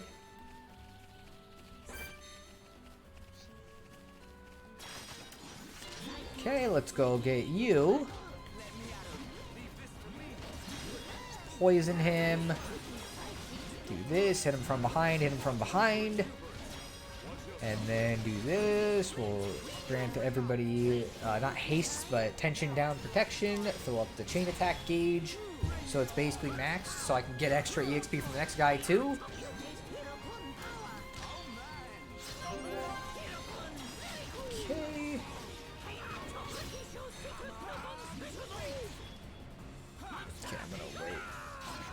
Nice ass. Hey, Julian Slick, what's going on? Surprised you joined the stream, especially considering you don't play Xenoblade. But I don't know. Honestly, I think you've overinflated the value of it. But let's see. Let's go with you. Okay, so lowers defense. This will probably kill him. Yep, it killed him. Okay. For whatever reason, some media can break through the bonds of age. I've always had a thing for paranormal phenomenon, and Slenderman was one of those interesting mythos that, well, the creator said it best, even though you know it's fictional, it feels like it could be real. That is one of the cool things about it, and that was one of the appeals of Slenderman as a whole, to me personally at least, is that there was always kind of a weird amount of believability to it, and the fact that it was never really explained that well made it more believable. The thing is, the more you explain about a mysterious mythos or a mysterious entity of any kind, is that, like, the more you explain, the less scary it gets, because it's hard to take it seriously, and I think that's one of the things that Slenderman always had a benefit from, is that nobody really could explain it, because it just felt weird to do so for the characters, so he generally was left as more of a vague idea, which I think was much smarter.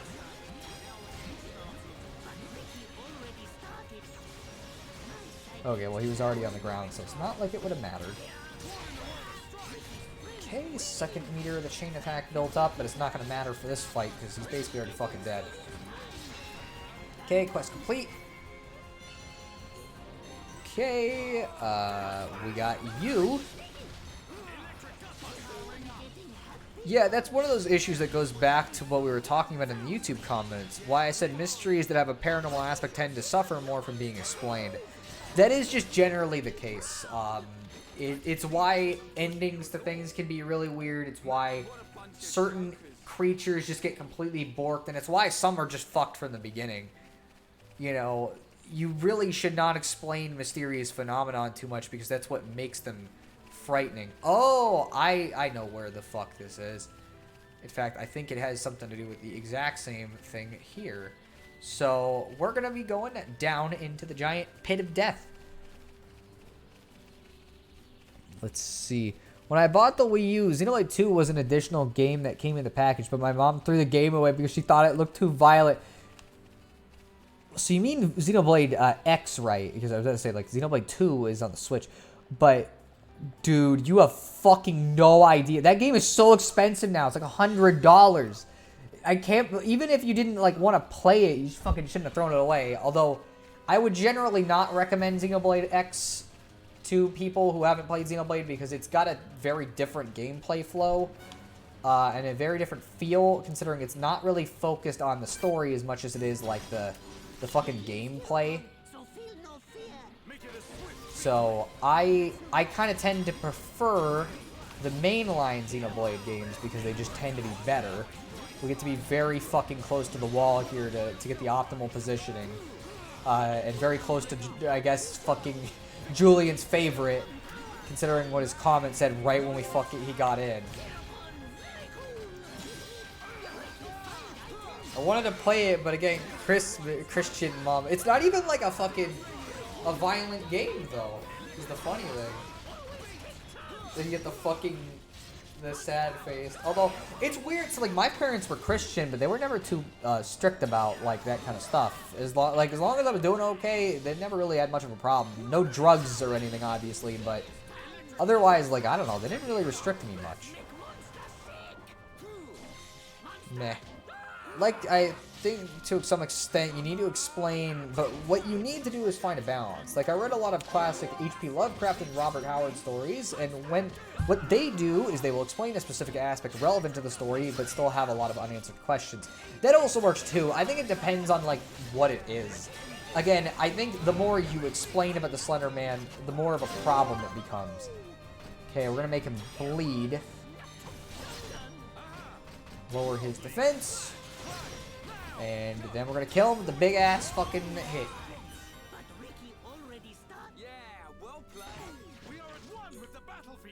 Okay, we're already level 38, so that's not bad. These definitely did what I wanted it to accomplish. Oh, we got a quest completed too. Okay, how the fuck do I do this? Like, I don't, this might be, oh. It is held in place with the bolt.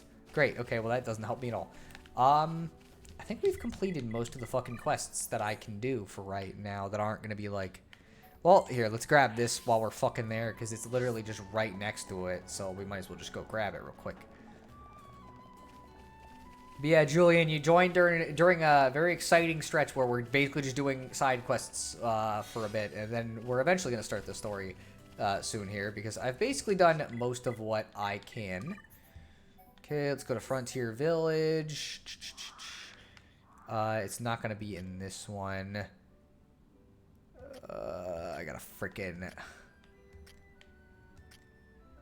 I know we did one that, like, for someone who needed some items, but I don't know if we got all of the items they wanted. Let me change the time. It may be that it's too... daylight-ish out. A lot of modern horror, especially horror games, I used to watch Markiplier a lot. A big problem I have is that too many games end by saying all the horror was a hallucination or the guy was in a coma or some crap, and that is just lame. Dude, I fucking know. That also reminds me of The Letter, which was like a fucking really weird-ass horror game for the Wii U that you could beat in like 30 minutes. It's fucking hilarious, actually. It may be that I basically did all of the major quests, but here, I'm gonna look at the quest log then. Okay, what did this guy want me to do? Investigate the source of the sweet smell. Okay, I'm gonna have to figure that out then. Okay, we already finished most of those, and one of these I can't do. Lazy Bluco. We could do that real quick, as long as it's not somewhere fucking weird. Okay, it's not far from where we are, so we'll just kinda... We'll go fight that guy. Why not? Let's see. Oh, okay, whoa. There's a lot of fucking comments on me. If I remember correctly, then Slenderman got some cool fan-made short movies, made about him. Maybe it would be interesting to cover, IDK. He did have several, at least like fan-made series like Marble Hornets and Tribe 12 and stuff, which I do want to cover. I'm just not doing it yet because I'm mainly just kind of lazy, but also because stuff happened. The funny thing is, I actually really like Scooby-Doo thing where people find a clever way to fake the paranormal, but there's a difference between that and saying none of this really happened at all. That is true. So your point is that the horror is best when there are a lot of answers left unanswered, because one of the scariest things is not knowing what you're dealing with. Yeah, that's basically what I would explain it as. So, yeah, fair interpretation. The game in particular I hated was Stories Untold, where the big reveal is that you were a guy in a coma and you were having dreams inspired by movies in the hospital patient's lounge, because, you know, hospitals would have horror movies for patients to watch. Yeah, it's, I definitely understand why you'd think that was fucking stupid then. Stories Untold was pretty disappointing, so Julian is Slick also knows about it too. I had never even heard of it, so I wouldn't have known. Also, I guess we probably won't be doing any fucking story content today, because fucking there's literally all I'd be able to do is just activate the cutscene where Amelia is like, wow, look at this, it's Aerith's seat. And it's like, well, what the fuck's the point of that then? There's really no benefit.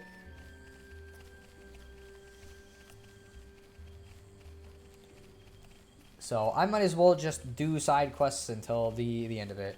More intriguing than scary in my case. Not much scares me. Again, Boku no Pico sure seem to scare you. But horror mythos, the good ones, all have that this could possibly be true thing. That it is also generally the case. Fucking trying to make sure I don't go the wrong way. Is that the level 100 dragon? Yes, it is. Oh boy, let's not fucking fight that shit. I saw a few horror movies playing when I visited my grandma in the hospital a few days ago. What the fuck then? Why? Stop chasing us. I was gonna say, we don't fucking need to fight a level 100 enemy, please. Fucking, we ended up going into the wall because of that. If we had gone any longer with them chasing us, we would have been fucked.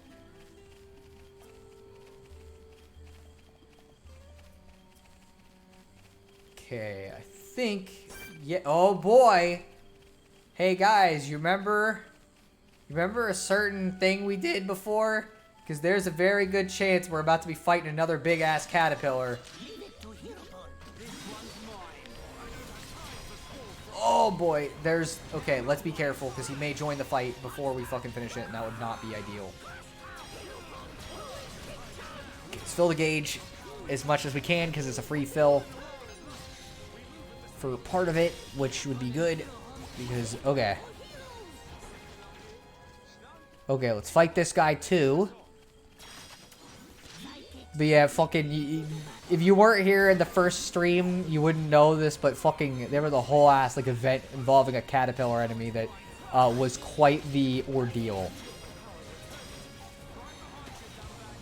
Oh no, he fucking joined the fight, okay. Oh, and he fucking locked us in place, so now we're really fucked. Oh my gosh. Hey guys, anybody gonna come help me? Let's say. Okay. I'm not gonna be able to read chat for a hot minute, potentially, because I need to make sure we don't get our fucking asses kicked by the caterpillar again. Oh, okay, give me this. That said, another thing that goes wrong with less talented people who contribute to the mythos, what happened to Lovecraft is known as... Okay. I basically agree with you, yeah. It's a problem with any less talented group of people involved in any mythos, but especially, like, you'll see it with things kids get involved into, where it's like, they fuck up a medium like no one's business every time they get involved. Because kids cannot write horror, they cannot write mythos, they just don't fundamentally understand what makes horror scary. Okay.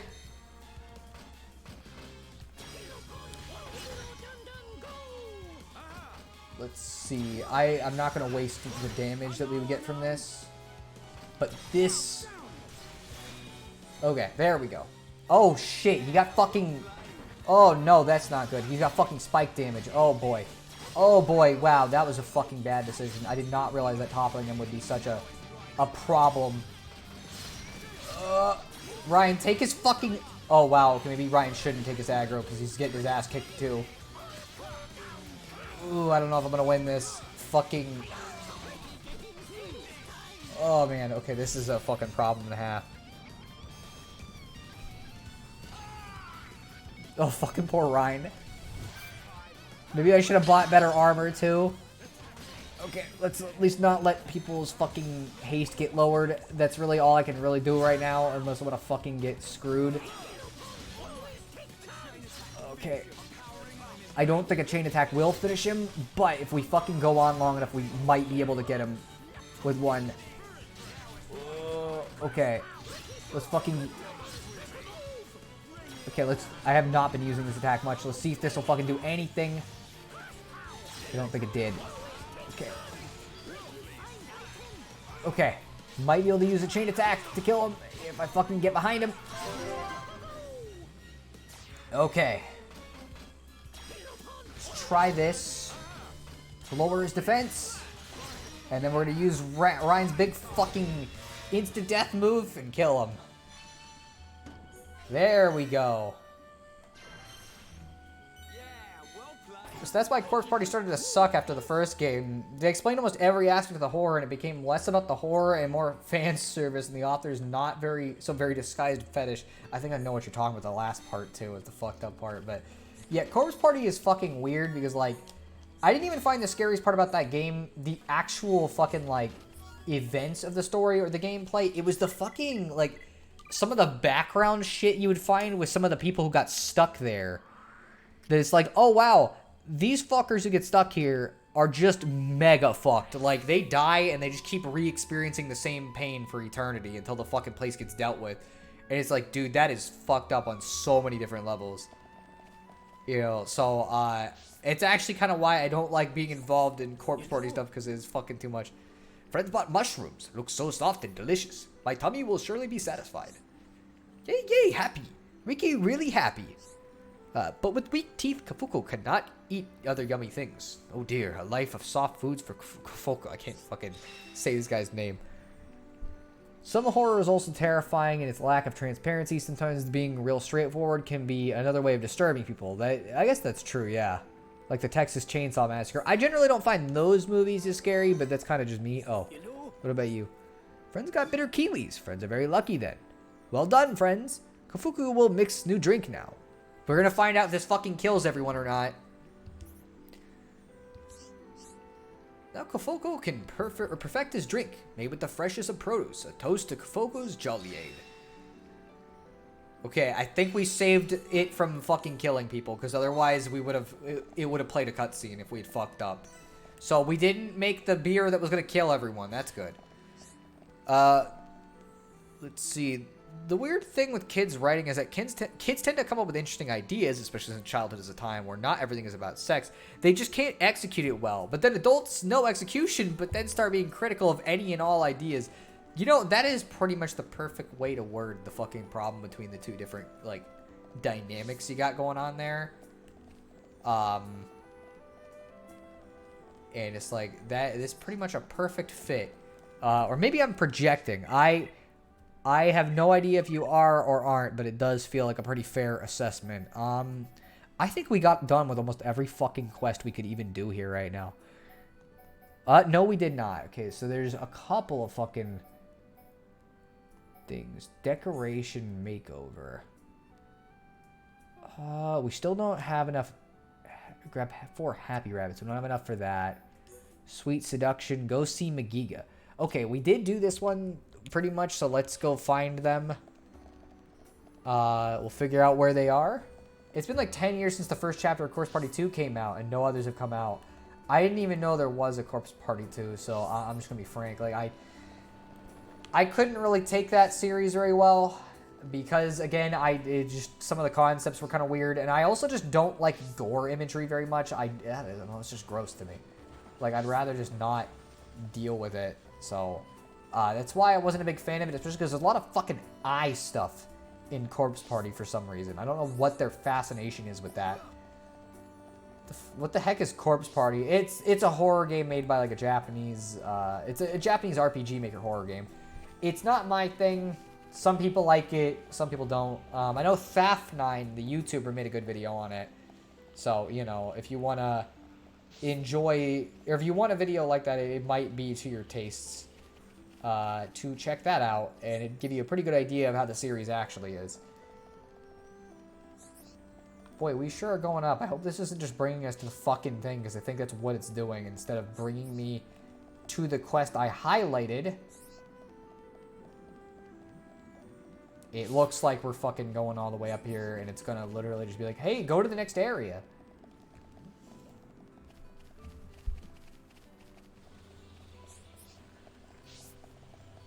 It is. It's I hate this stupid... Okay, maybe it's a time thing. Maybe that's why it's fucking mad at me. Or not showing me the thing that I need to do.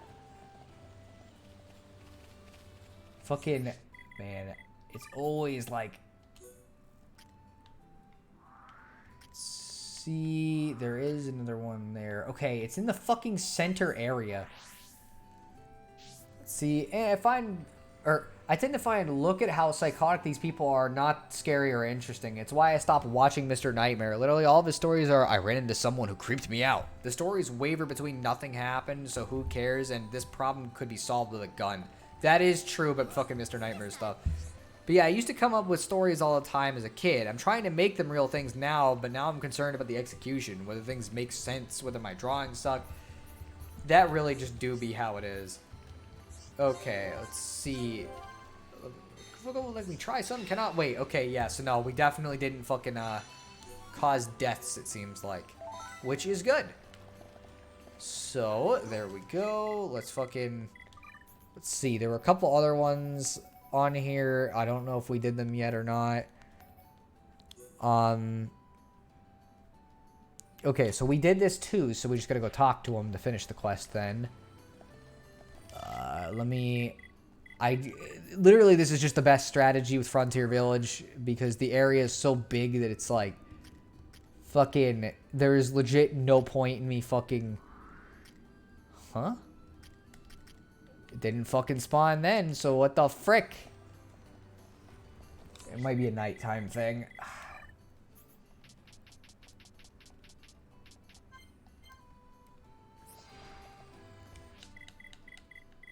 Okay, let's see.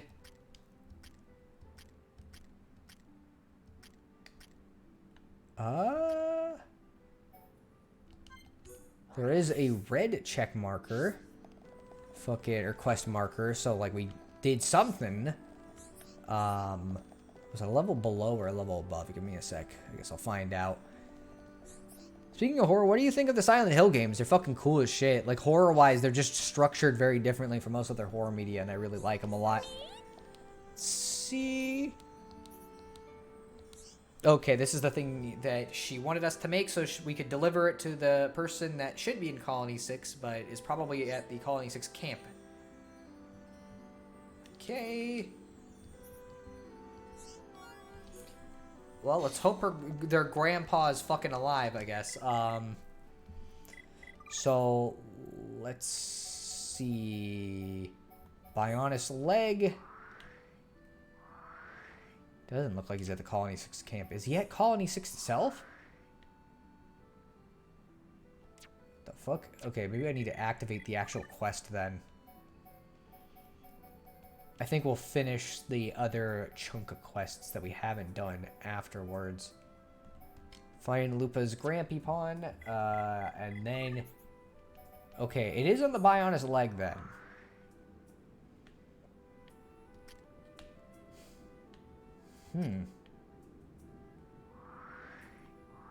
It may be that it's the Colony 6 camp, but it's a different time of day.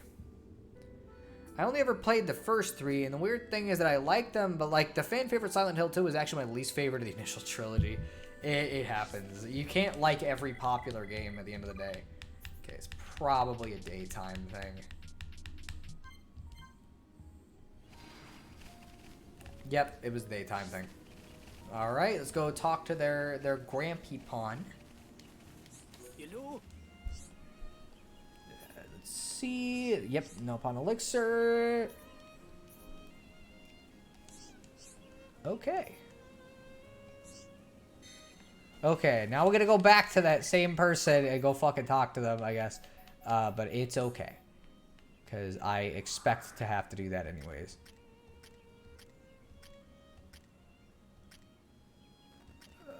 I forgot. It's freaking... Why do they have to be at different times a day?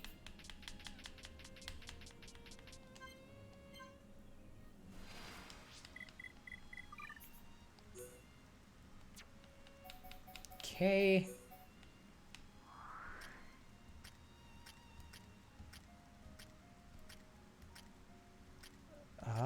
What? They were... I swear it was like... Fucking... Mostly Silent Hill 2 was my first exposure to a horror exploration I felt was really unsatisfying. I appreciate more on replays, but the first time I ever played it, I was like, that's it? Silent Hill is weird in that they somehow remain good despite the explanations and revelations always being kind of sucking. It's funny because I think most people tend to really like the way they deal with the mystery in Silent Hill 2.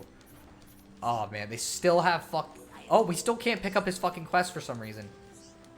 That's really weird. I don't know what his deal is. Man, where the fuck is this supposed person that we literally just talked to? I fucking... Like, if I saw the area, I would know, but the problem is this fucking village is huge. So it doesn't help at all. Oh, okay. There we go.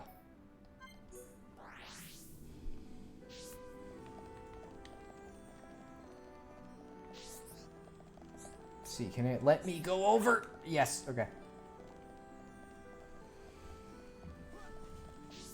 Okay, I think this will probably be the last quest we do because we hit 2 hours here. You met my grandpa? That's fantastic. I'm so happy to hear he do well. Yay, yay, happy. Ricky really happy. Okay, let's see. Quest complete. Alright, there we go. We got a lot of fucking armor from these quests. We probably need to equip it at some point, but I think that's probably a good place for the stream to end off on. We did a lot of fucking side quests, like a shit ton of fucking side quests. So that's nice. And so yeah, fucking, I guess next time we're gonna be heading to the Aerith Sea, which funnily enough, previous playthrough I did that I didn't finish, we got to Aerith Sea and we're already a higher level right now than I was like fucking an hour or so into Aerith Sea, so we're fucking tracking ahead right now, which is good. Let's see, I'm really worried about the Silent Hill 2 remake. It looks like they completely misunderstood some of the small aspects of the original. So I'm gonna say this. I feel like this would be a divisive opinion, but I think people are overreacting a little bit, and I think they need to just calm down and let the game come out first. This is the same thing I see with a lot of things where, like, people start nitpicking really small points that really don't matter much at the end of the day. And it's like, the question is whether the game still is good and whether it can make new fans of it. And I think that's what people need to wait for instead of panicking over them missing very tiny little details. At the end of the day, a lot of the ones I've seen needed to be changed for a modern game, otherwise people would have thought it was fucking weird. Actually, gonna just make this hot take. Basically, I hate horror games where it turns out to be personal. I'm way more into stories of phenomenon that is just a part of the world and exists regardless of whether the player character has a dead wife or a drinking problem or an addiction to Magic the Gathering. I think both have their value. I think both an exploration of the human condition and an exploration of the uncanny valley, so to speak, are interesting in their own right, and they both have a place, and I'd rather we have both than just one. Don't forget to make your sign-off catchphrase. Freaking fine. I'll do it, but I am not signing off yet. I'm going to give it another couple minutes, so I'll probably do it at like 5.5 minutes. 2 hours and 5.5 minutes. Let's see, aren't most horror personal, though? In a sense, but like not everything. I mean personal in the sense that like everything is a representation of the time the player character watched Pocono Pico or something. So, Silent Hill. Yeah, pretty much. My favorite moment in this live stream was seeing Duo Stuff and Sonosara in the same room. That is fucking crazy. You know, you always see them in the same room. In fact, you know, it's just how it goes. But like when the final revelation is your character is hallucinating all the scary because his blue eyes white dragon got ripped up. That's lame. I don't think the explanation's ever that lame, but I don't know. Not sure about it.